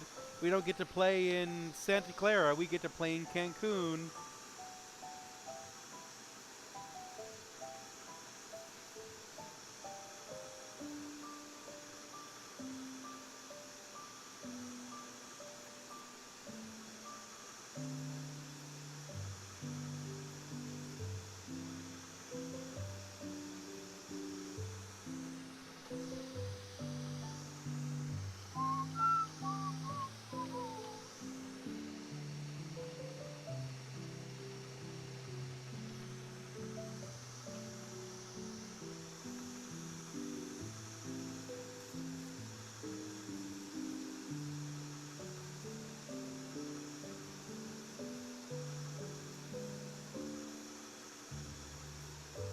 Although I do have to say, as a normal person, it'd probably be really cool right now to go to Cancun, just for the chance that you might be able to meet some football players.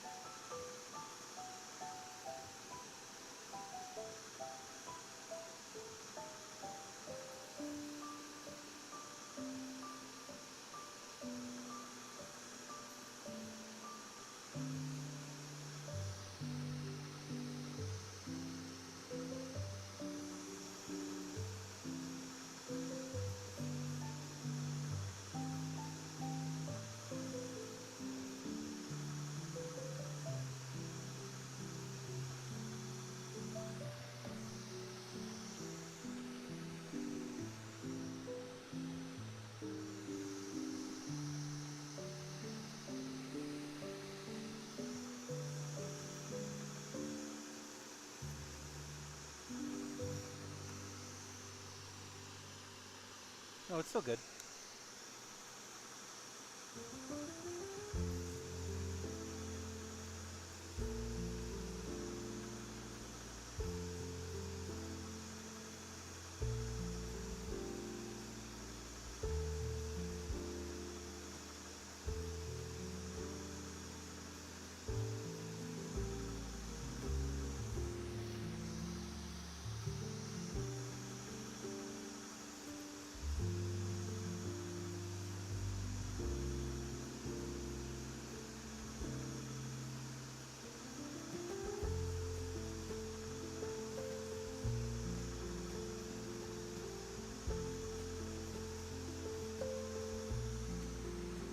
I should probably get on my 3D printers here soon, too.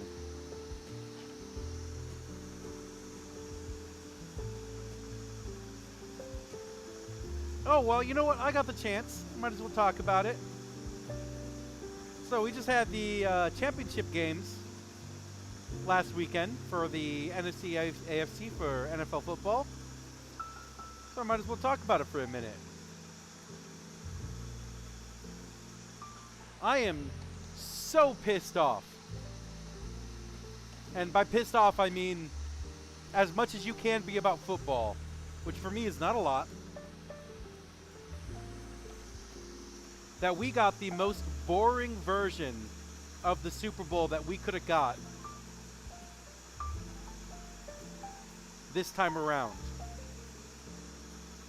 The fucking Patriots won their game, and the Seahawks won their game. And, you know,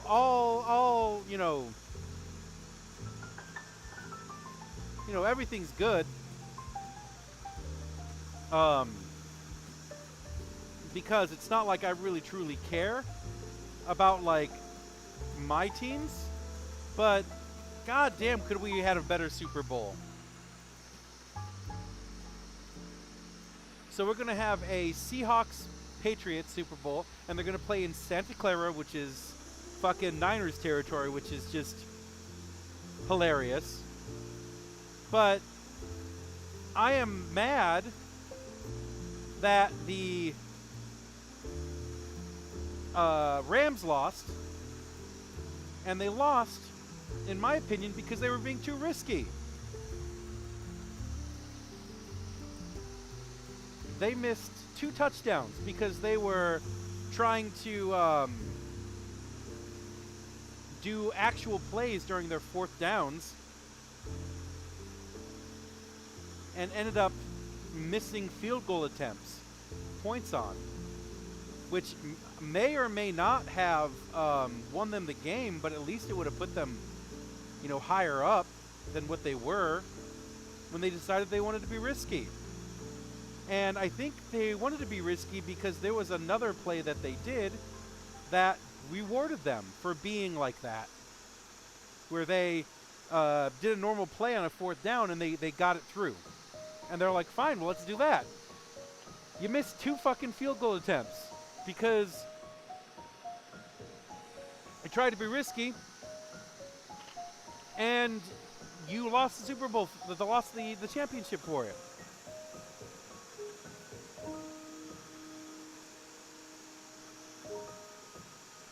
So by you I mean the fucking Rams, you lost because you deserved it. Which is not something that I can state for the Broncos. I don't think the Patriots won against the Broncos. I think the snow won against the Broncos. Because it was a relatively boring game until, you know, a little bit closer to the second half. God, this is so loud for me. It was a relatively boring game till a little bit, closer to the second half. But as soon as that snow came in, everybody was struggling to get anything. Both teams were slipping and sliding on the field. They both kicked field goals that just didn't make it due to like the high wind and everything else. And the poor visibility was hard for them to pass, and it was just all over. Everybody was struggling. But what allowed the Patriots to win is the fact that they were ahead before the weather came in. And the weather came in, and literally everyone was struggling to get points, getting any gains at all. So much slipping, so much sliding, not seeing passers and receivers. And it was a rough game for everybody as soon as that snow came in. So as soon as that snow became a problem, at that point the Patriots won. Because no one could do anything with how bad that weather was. So, as one of my friends said, one of my bros said, you know, it may or may not have been the players who won. God chose the Patriots, and that's what's advancing them. And I was like, get out of here. But really, truly, it felt like God chose the Patriots to win that game. Because, like I said, as soon as that weather came in, nobody was scoring anything. No one was making throws. And it became a really, really frustrating game after that. And for those of you guys who know, watch kind of the cut through for that game. Because on the fourth quarter, the second quarter, everything was fine.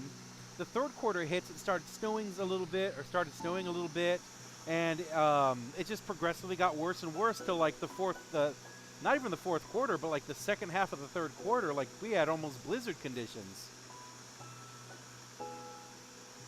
So a win is a win.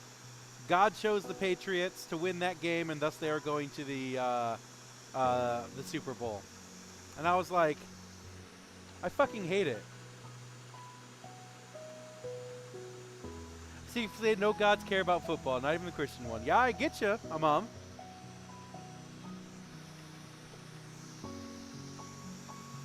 But as soon as the Patriots got, and it was a very low score game. It was like 10-7 because you only got good football the first two and a half quarters, and then it just fucking sucked.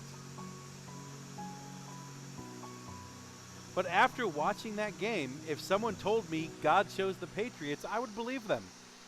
I'd believe them.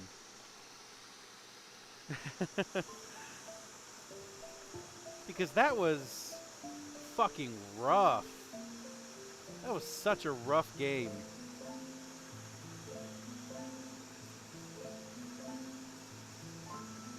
So, yeah.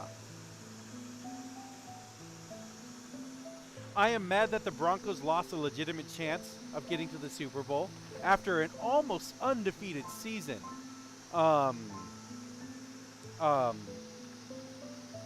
And I am mad that the Chargers lost early, who cares?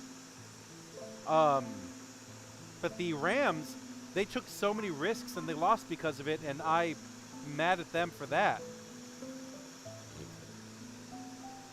But I called the Rams game super duper early. Super duper early.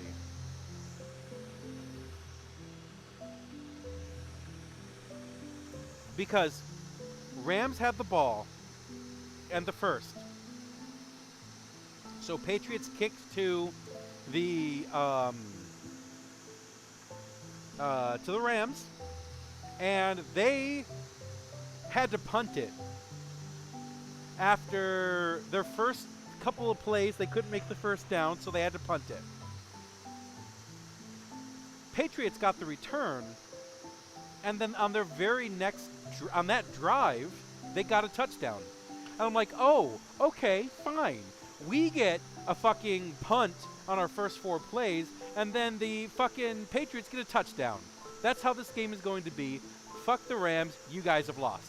And that was like in the first 3 minutes of the game, first 3 minutes of the first quarter. And I was like, nope, these guys they're lost. They lost.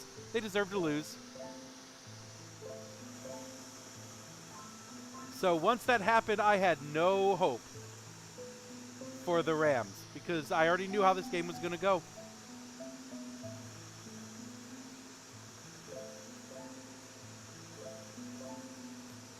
Oh, and then,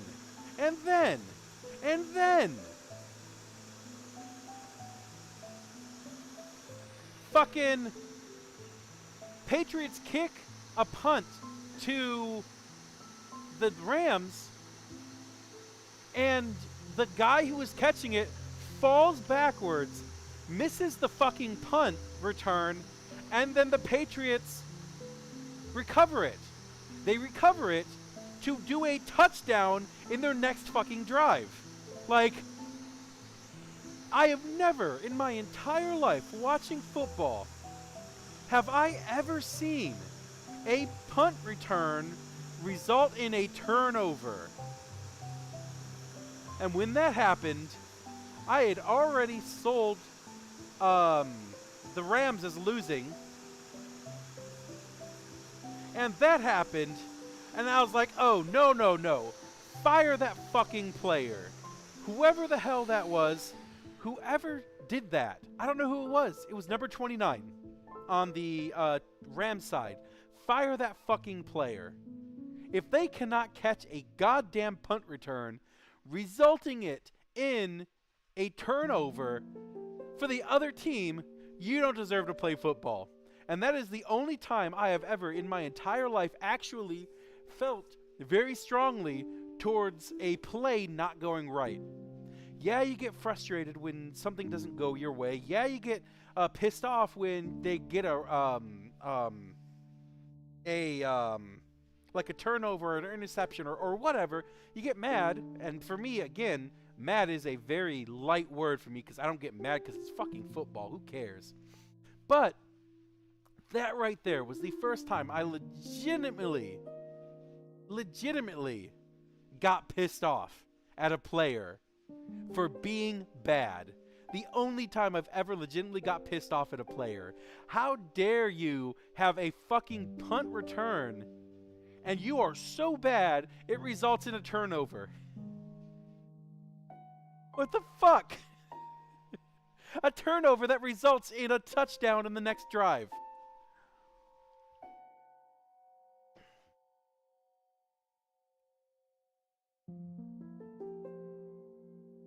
You know too much about football. Well, apparently, according to some people, I don't know enough about football. But, Apris, you are right. I don't think that I was legitimately mad enough at the calls that they made for the Lions last season. Where they took off that touchdown for them to lose their playoff game. That was fucking ridiculous. And then there was another Lions call where a receiver reported to a ref that they were eligible for this play. The ref didn't do their fucking job. And the play went off great, and the receiver received it, and they gained X amount of yards, or they got a touchdown or something like that. But then they called it an ineligible receiver when the guy reported to the ref that they were eligible for this time, but the ref didn't take 3 fucking seconds to like acknowledge this person that was going over to them to report that they were eligible. So those 2 calls, after watching a little bit more football, I was not as pissed off as I should have been with that happening. Because if the ref would have did their fucking job, and if the refs would have did their fucking job, it's very possible that the Lions could have made it to the Super Bowl last year. But this is the first time that I've ever been so mad at a player of my own chosen team. That guy does not deserve to be on the field anymore. Because how dare you, in the age of a rookie fucking quarterback on the Patriots, taking them all the way to the Super Bowl, can you have a receiver trip over their own fucking feet, catching a punt return, falling backwards, missing it, and it results in a turnover for the Patriots 20 yards from their fucking field goal? Like, how?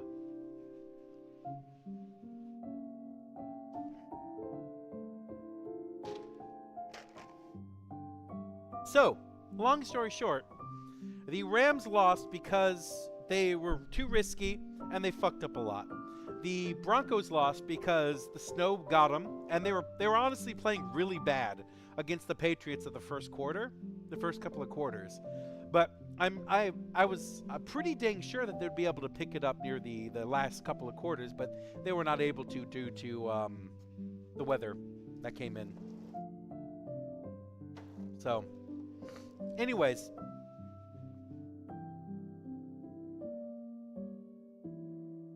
fuck the Patriots. They got a gimme this time. Fuck the Seahawks, because you legitimately played better, and you eliminated my team.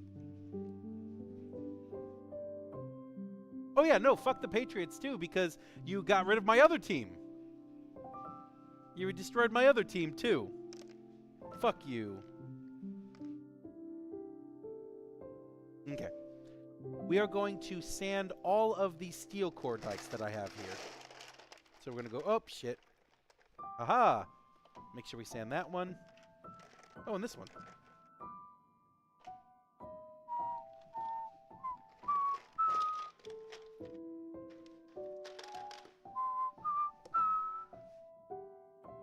Steak and potato soup. Sounds good, Mom.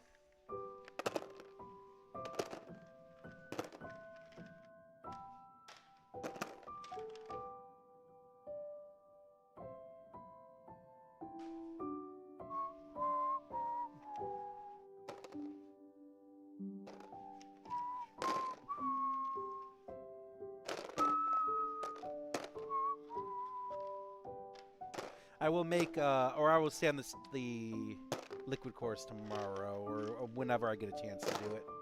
But today is going to be steel core day.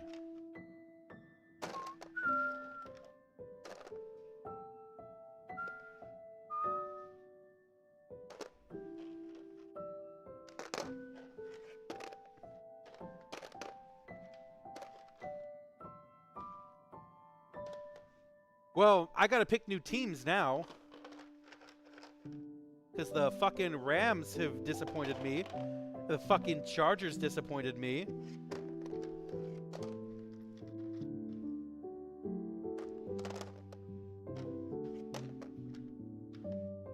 What else do I have left?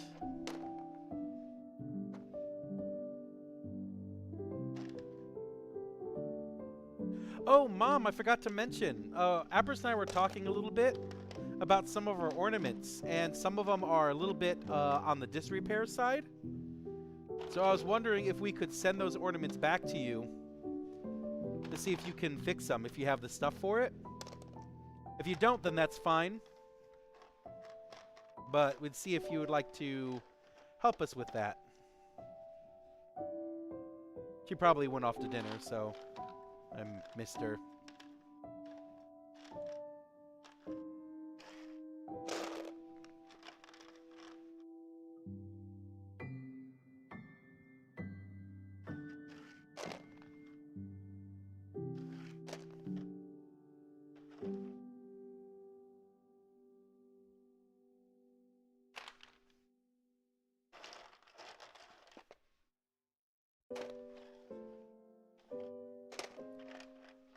Oh shit, fuck. Other way around.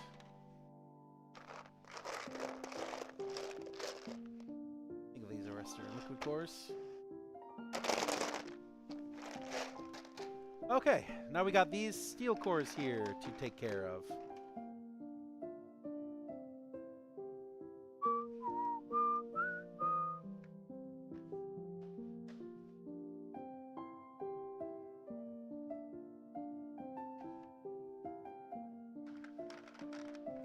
Why are there no... Oh, because I probably sent part of it already. That's probably why. I was like, why are there no D4s or D20s in here? Because I probably sanded them already.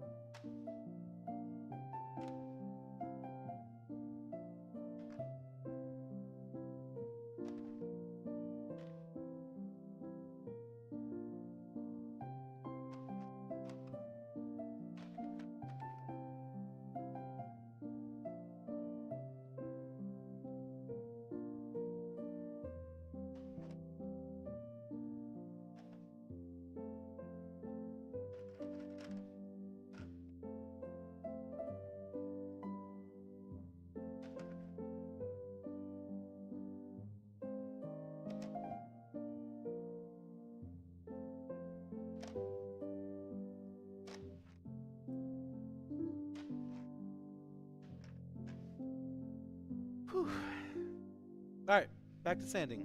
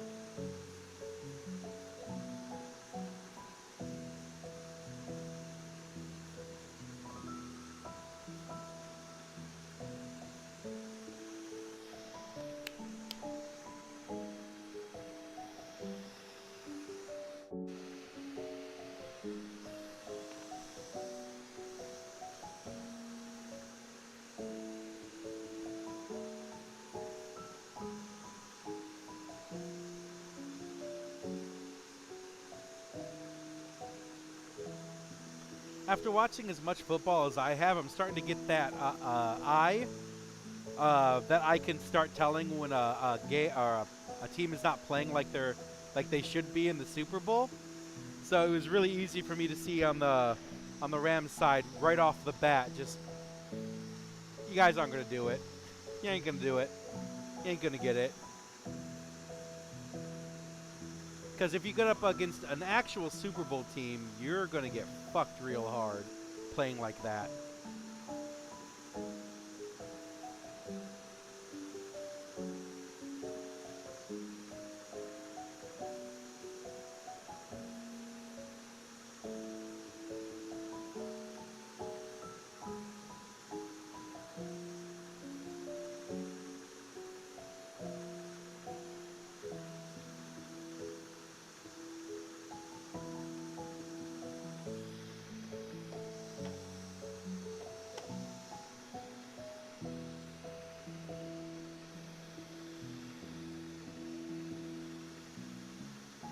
Yeah,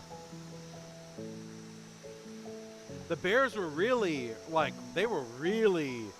Oh my God.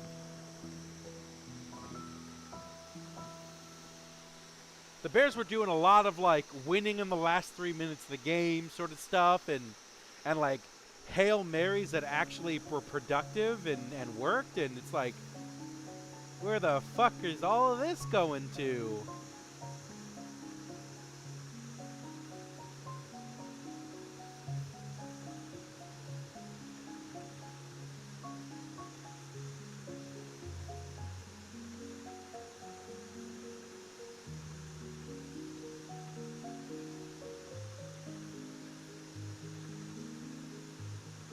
All for naught.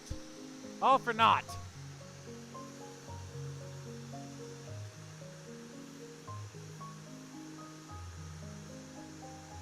All this freaky drama-laden season that we did, and we get a fucking Seahawks-Patriots Super Bowl. Ugh. What the hell did we do to deserve this?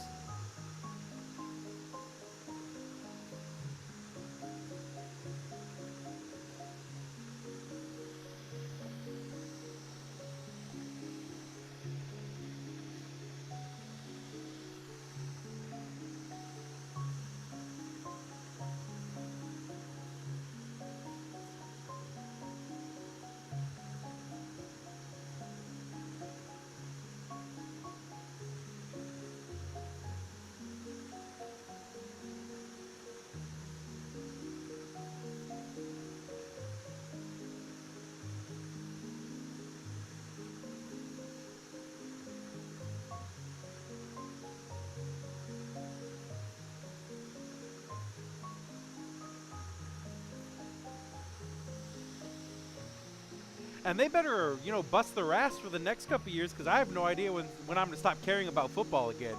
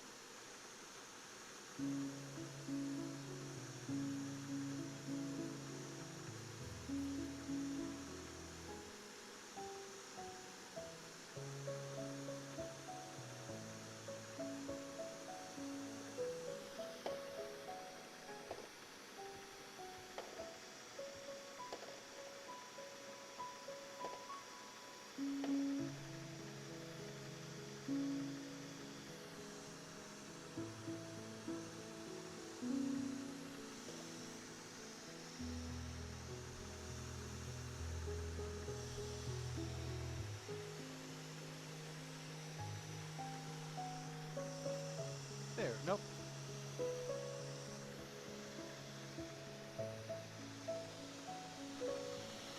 I suppose.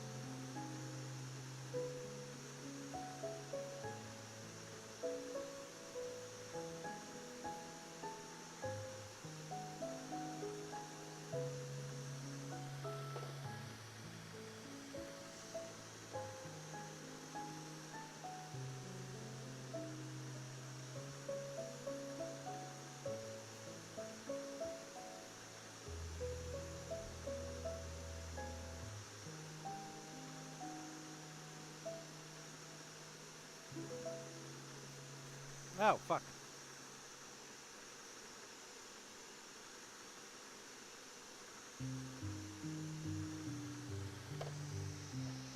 Whew.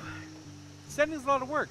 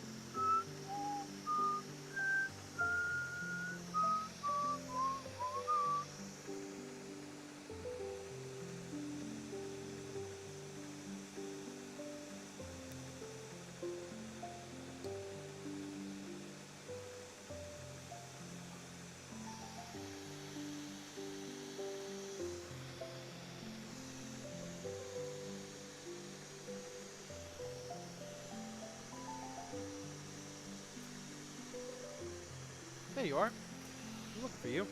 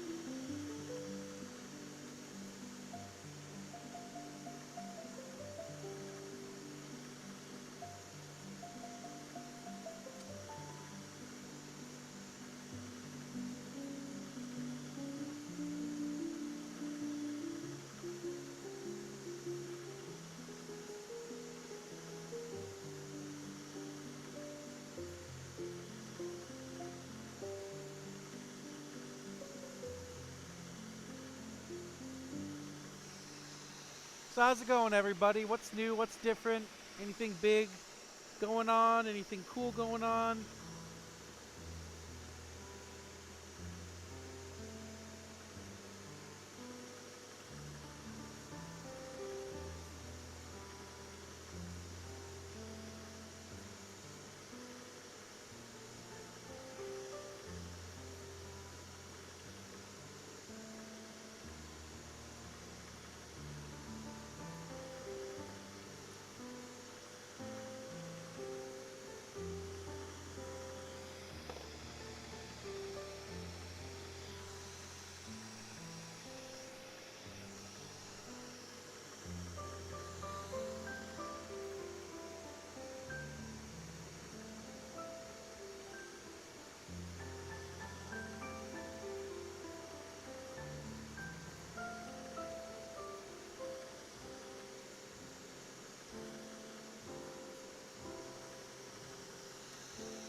So far, steady Monday. I was looking at some other random positions this morning. Those two that I applied to never reached back out to me, so I'll pick another couple soon and probably send some updated applications. Sounds good, Apris. No, again, I'm not happy, but I don't have to be happy for us to stay afloat.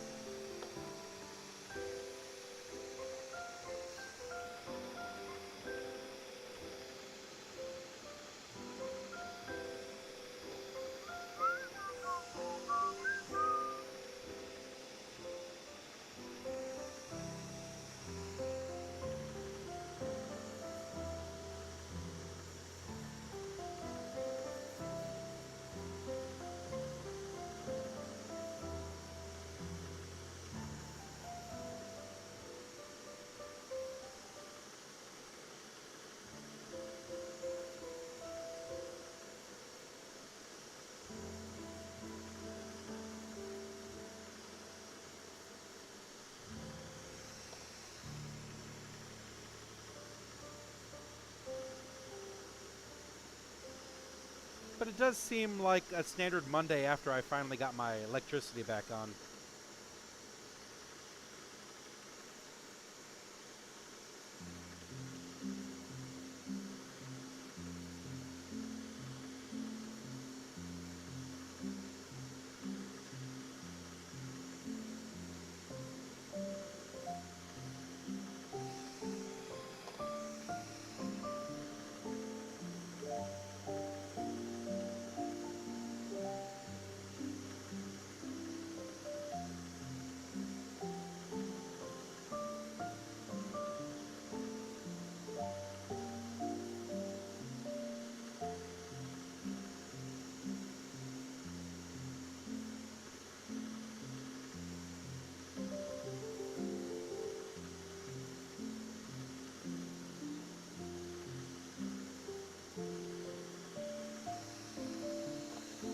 Hey, they have this new Costco open, Apris.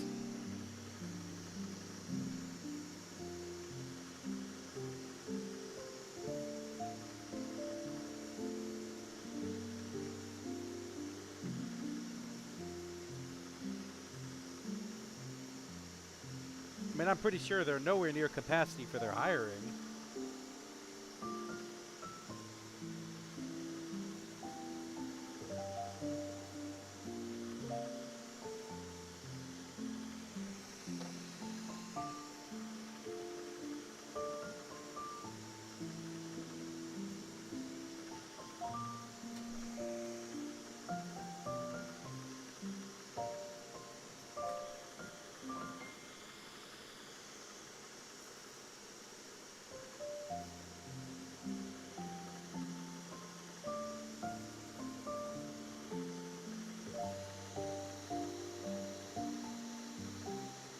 Some lady was making pancakes for the customers. I did not envy her. Yeah. I think I'm gonna change this now. Yep, that's enough.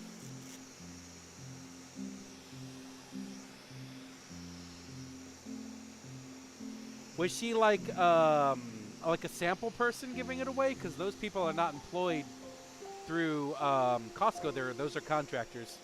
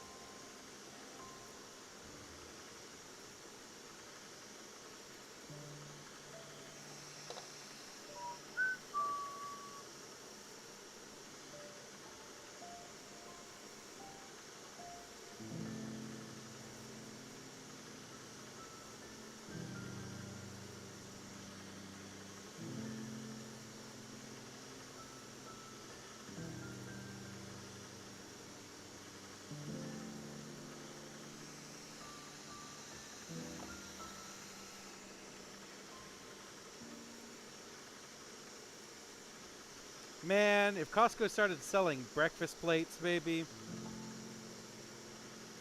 I don't know what the fuck I'd do.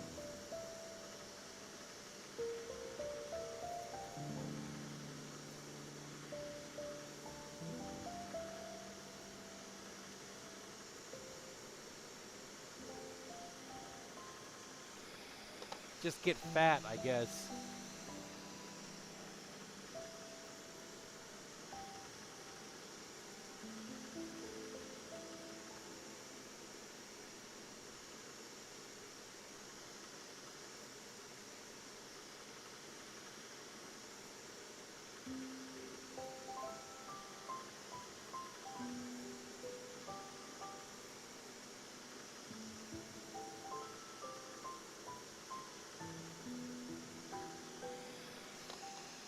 It would be over for me if they started selling breakfast, because what do you mean I could just eat breakfast and dinner there all the time for cheap? Yeah, there'd be no reason to go to any other restaurants. Eat breakfast, lunch, and dinner there for less than like 20 bucks a day.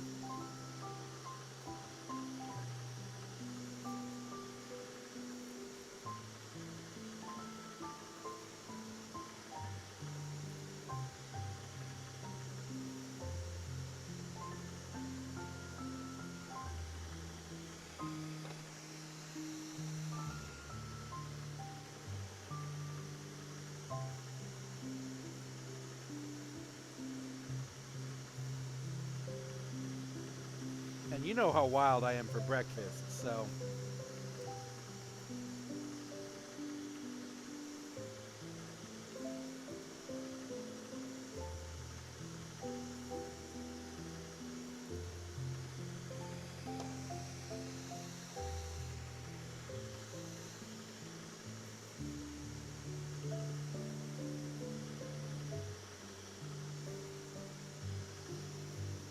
Especially if they started selling like sausage gravy and biscuits. It's like, oh, god damn.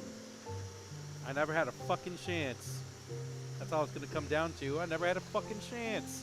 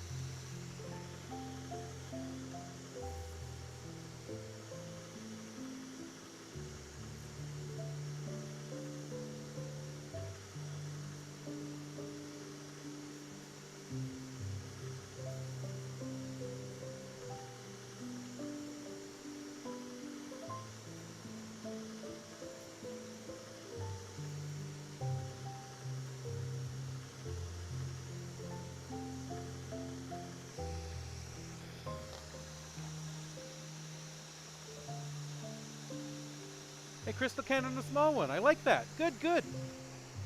More sales are good sales. Get over there. Get in there.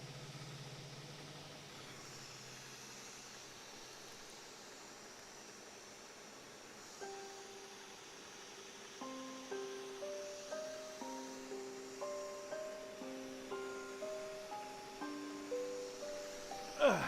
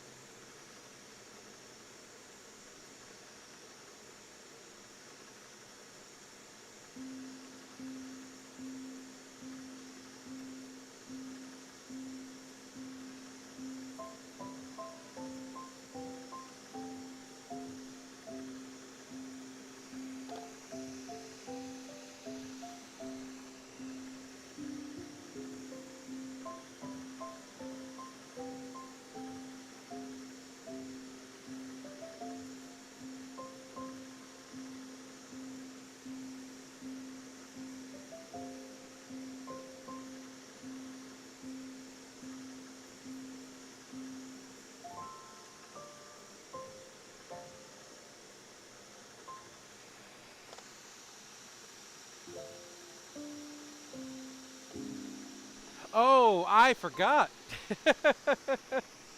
Forgot about Metroid.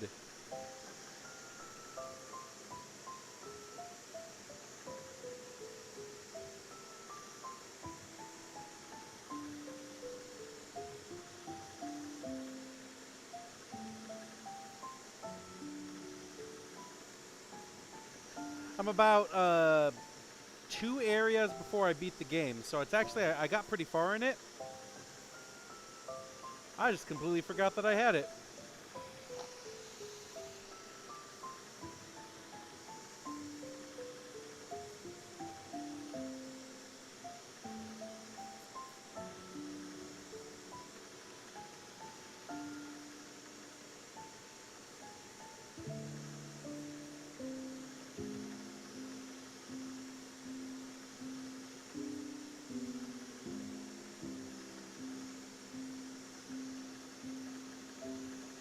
Because most of our nights have been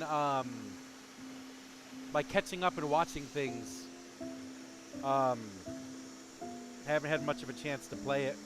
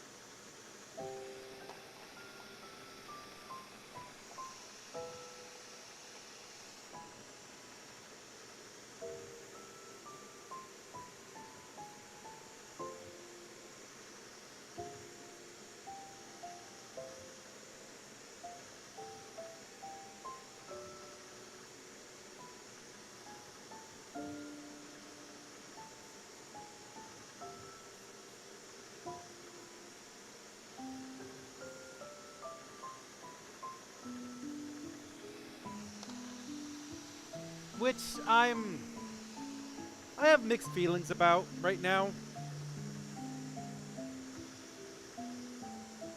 You know, it's definitely another entry into the Metroid Prime series, which I'm big fan of, but it just doesn't feel as good as the original, like Metroid Prime, or like the original trilogy of Metroid Primes. Just doesn't feel the same.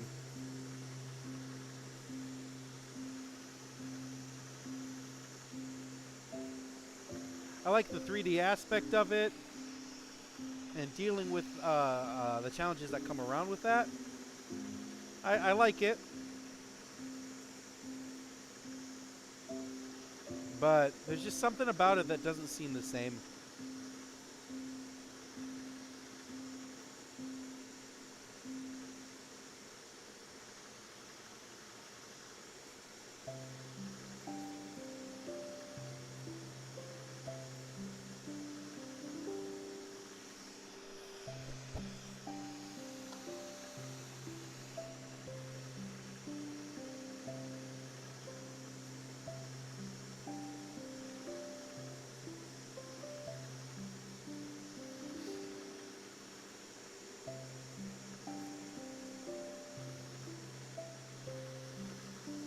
And it could be nostalgia, really. You know, it's not as good as it was because you're not a kid anymore, sort of thing. And I would probably take that criticism.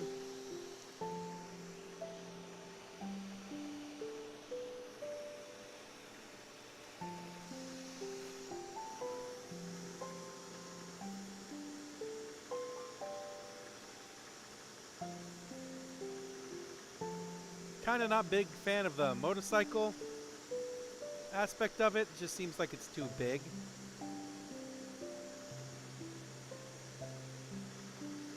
Like, they could have just made all the empty space not empty space by making it smaller, and then, like, um, just making a couple of things your suit upgrades. Because the current use for the motorcycle is just to traverse, like, the big open area in the central hub of the game. And I'm pretty sure that if that wasn't there, if they would have made it smaller, then you wouldn't need that motorcycle for it. And, you know, I wouldn't be so strong on it, or so, I don't know, critical of it, if there was, like, more stuff to do in the blank area. But there's not. So it doesn't feel that that motorcycle part shouldn't even be in there.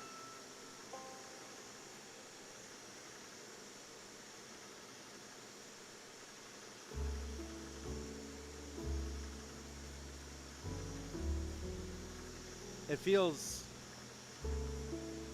bigger for the sake of being bigger, and not for the sake of being more interesting or explorative or creative with said space.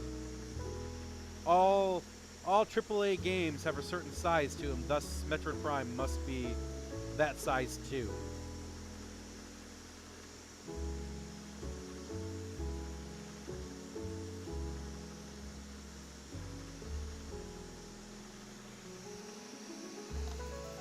Is how it feels to me.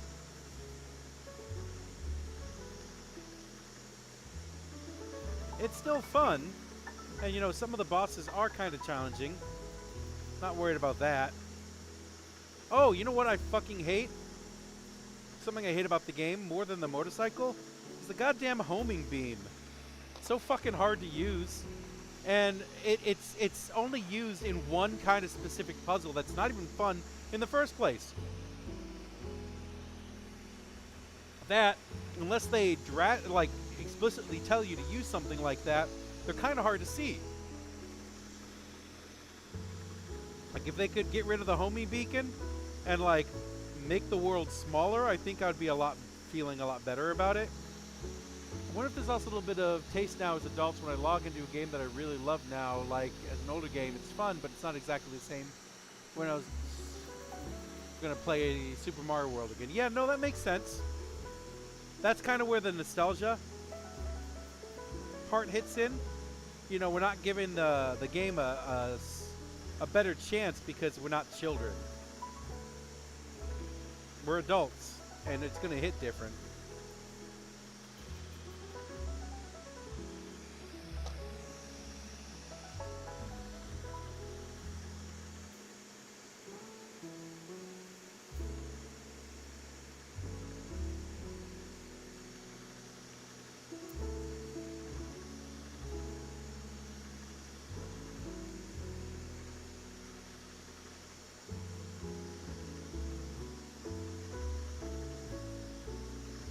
Fucking homing shot. Like, I beat a boss, and like it was pretty challenging.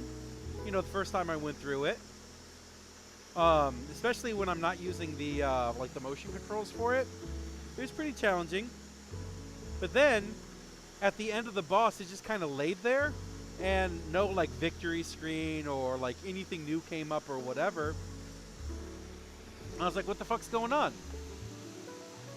How do why is it not dead? Why is it going, why, what's going on here? And then eventually the boss revived itself and ended up killing me. And I was like, you know what, I could spend another 20 minutes doing this boss fight and try and figure out what the fuck's going on, or I could just look up a goddamn guide. So, I go and I look at the goddamn boss on the look at the goddamn guide on it, and literally, I did everything right except for at the very end, you're supposed to put one homing shot down its throat. Which, if you look at it, it makes sense to do so, but it's not explicitly stated that you need to do that. So I just lost a whole goddamn boss attempt because I didn't recognize at the very, very end that was different from every single mechanic of that boss up till that point, that I was supposed to use this stupid, obscure move to shoot down its throat once. And again, it wasn't even a part of the normal boss mechanics. Just like arbitrarily, okay, well here, use this fucking shot, and then you kill him. And it's not like, you know, in the normal course of the fight, you're hitting him, you blah blah blah blah blah, and then he goes limp, and you're directed to and or figure out that you're supposed to shoot the shot down there. No, it's just at the very end of the boss fight. You do this one thing, or the boss revives, and you have to go through the last phase of him again. And it's like, why? Fucking why?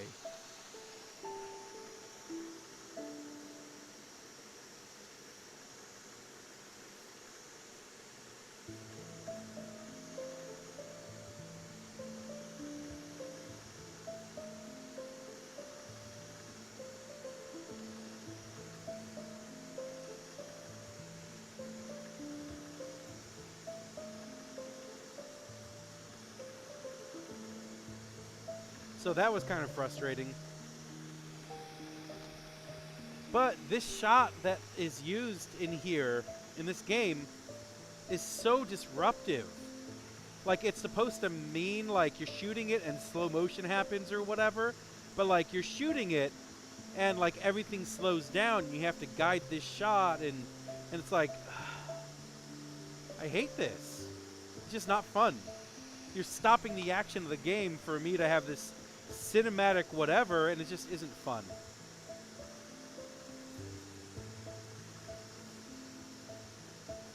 And then,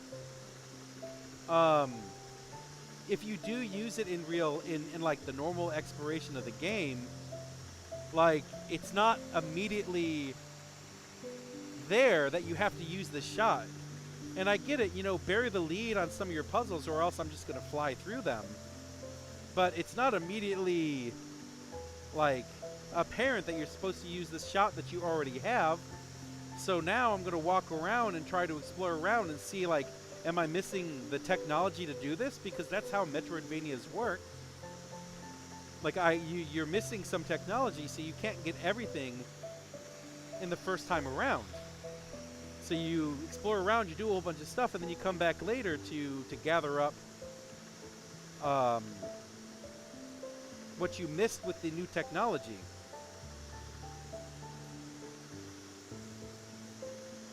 And I get that. I understand it. Big fan of it because that's what Metroidvanias are. But if I hit a part of a game where my progress is stopped because of a technology that I already have, but it's not apparent that I need to use it, then you're not playing a Metroidvania anymore. Now it's, I'm going to randomly shoot fucking walls or whatever until I realize that this technology that I, again, already have is what I'm supposed to use in this one specific spot that I'm probably not going to use in the same way again. Or if I do use it in the same way again, it's not going to be immediately apparent that I need to use it.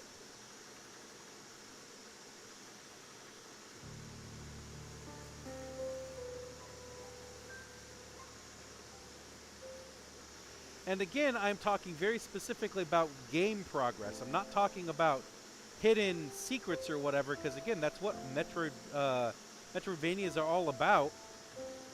But this is for normal progress of the game. So why am I locked behind something that I have to arbitrarily, like, decide or figure out that I do have, when you could have just explicitly told me or gave me some sort of sign that this is what I'm supposed to use? It's a little annoying, long story short.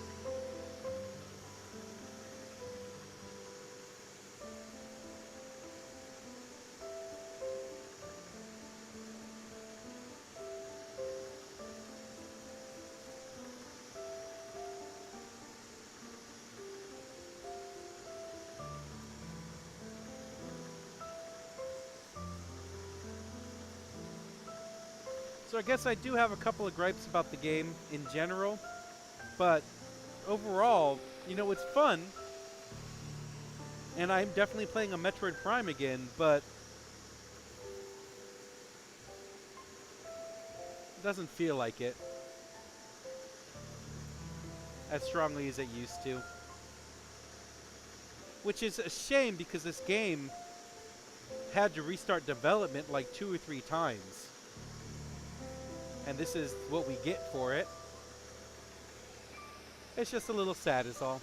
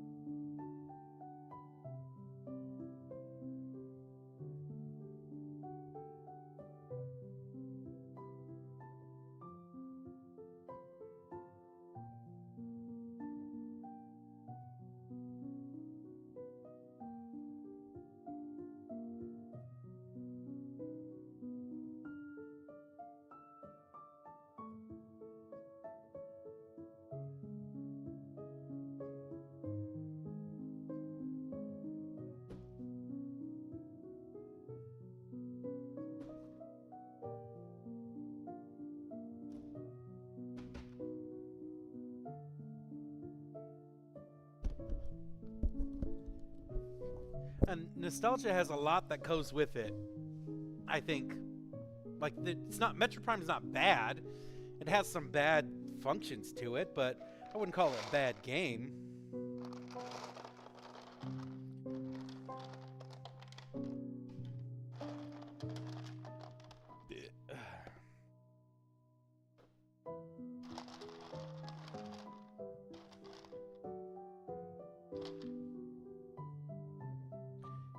Pull all the D20s.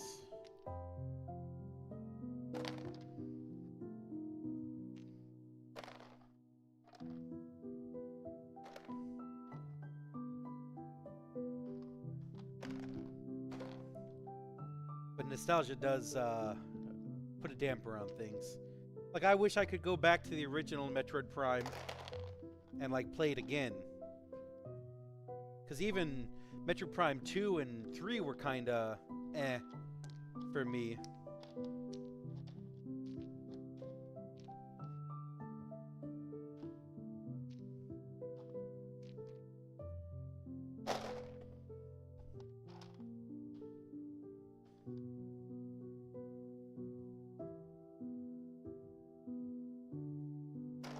That's all of them. Nope, got a couple more.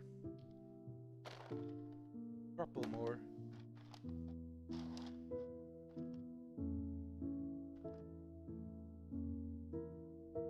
Okay. Woo! Cold.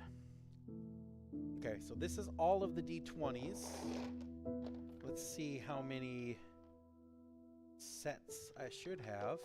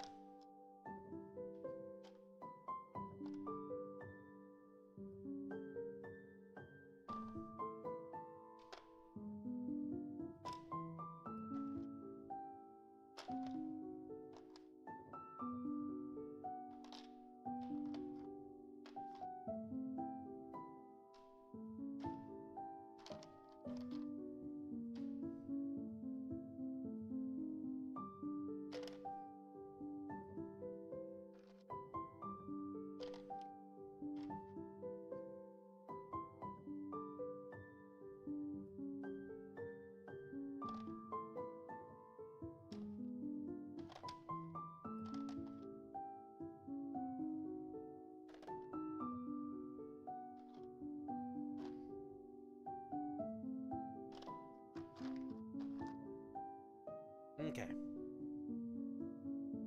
So 1, 2, 3, 4, 5, 6.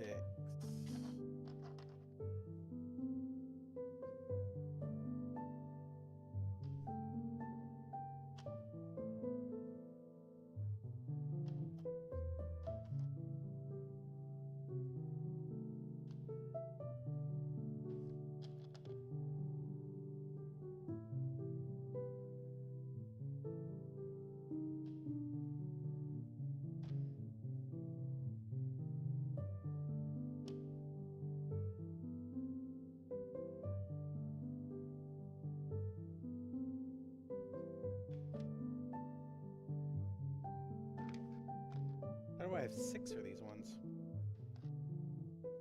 Did a 6 and 3? Yeah, I did a 6 and 3. Okay, that's fine. So 1, 2, 3, 4, 5. 1, 2, 3.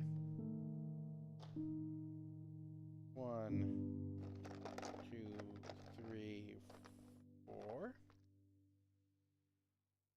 2, 3, 4, 5, 6.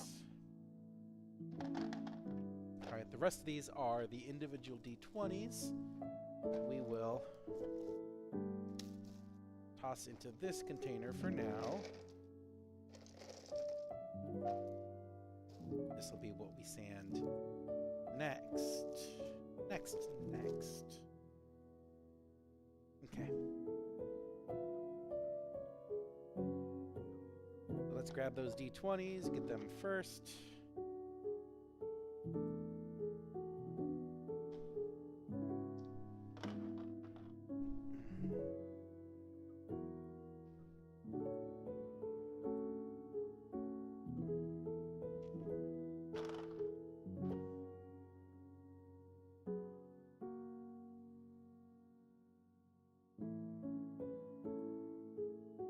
Oh, that's not the right one. That's the right one. Okay. Let's pull these guys here because they'll need a good hefty sanding.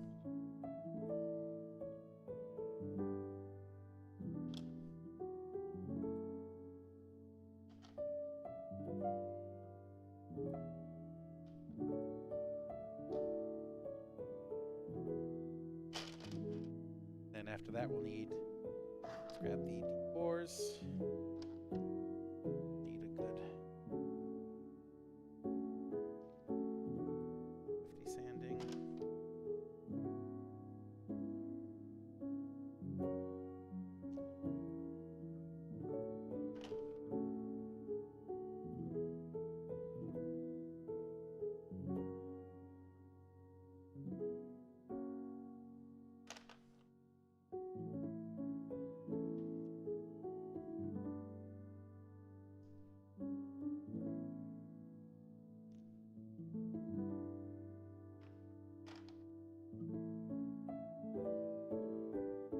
These guys will go to whatever we're going to do them for.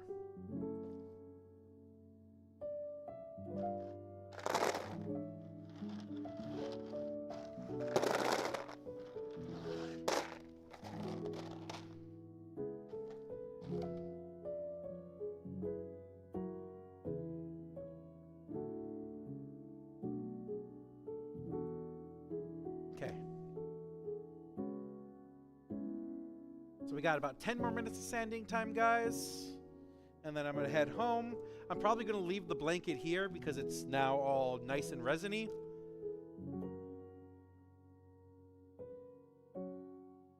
So I'll use it this week to keep warm, and then I'll bring it back home to wash it. Kind of wish I didn't take the good blanket, though.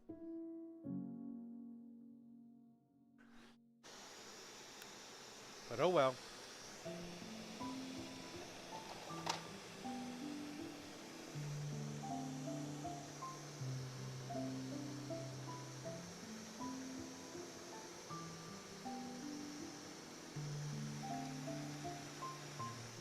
Yeah, I know, but this is a repair. Did I not repair any of these? Okay, well, I'm just gonna do it this way then. Oh, that's outside.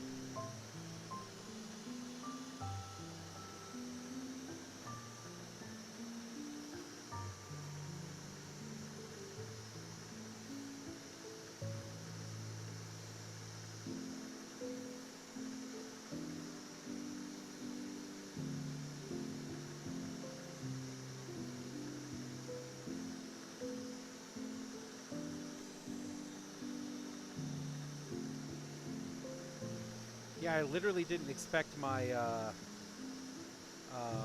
electricity to come back on so fast. So I didn't bring like the heater or anything, and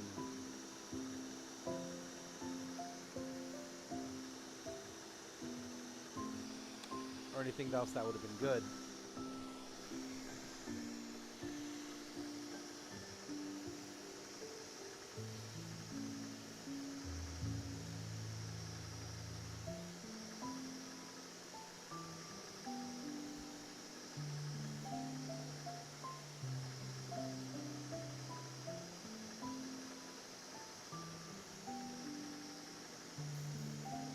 Oh shit, this isn't repaired too. God damn it. Yeah, I didn't repair any of these guys.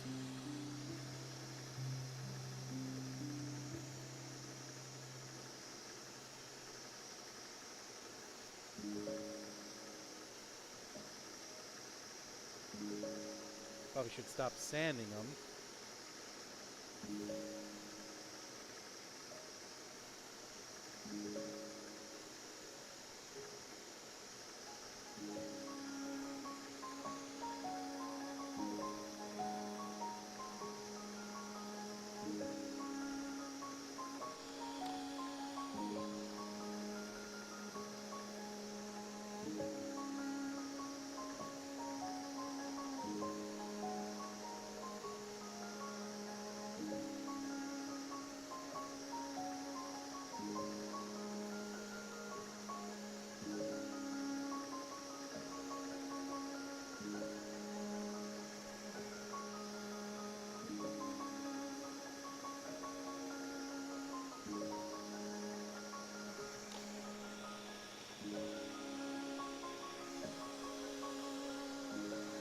Oh man.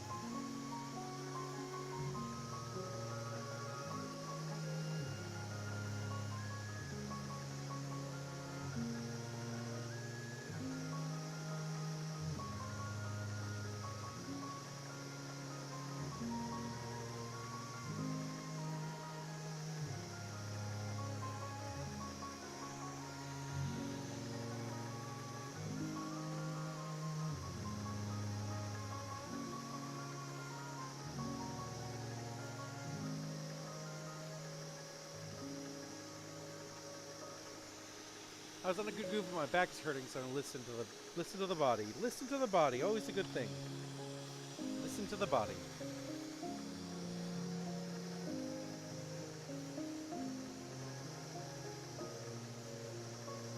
And back pain is kind of just the worst too.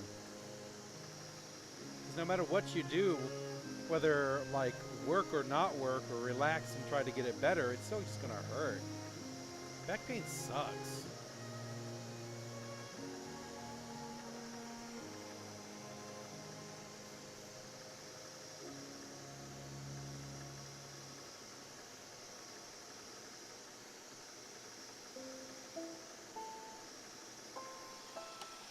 Okay. That's all I'm willing to do right now for today. Okay. So, tomorrow I plan on getting here, or tonight I plan on coming out here today, so that I can finish up what I'm doing here, and probably get my next polishing stuff ready to go. Tomorrow I'm gonna probably finish up all the sanding I have to do. And then I think tomorrow I'll get either overnight or not overnight, depending on how lazy they want to be about my money. I will get the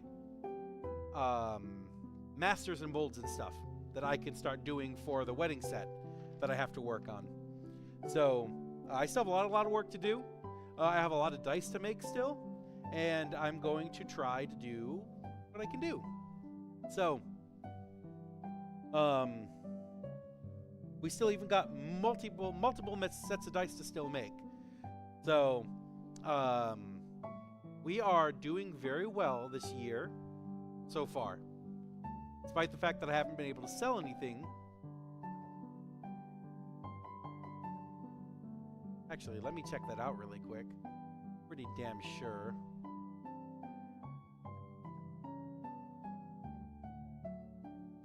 Square space.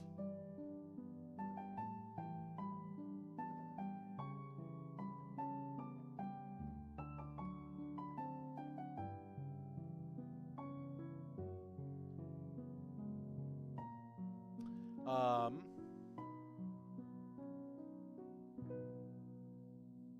yeah, I haven't been able to sell anything since I started the shop.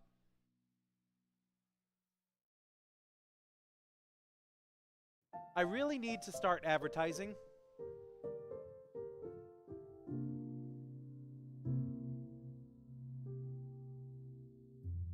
I think I will work on that this week, finally, to start putting, oh,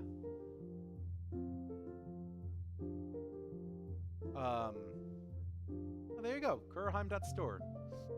Um, I think I need to start advertising, and I think I'm going to start doing that this week. To start putting stuff up on my YouTube and Instagram and stuff like that. So I'll get back into it. And then I'll start trying to sell some more stuff.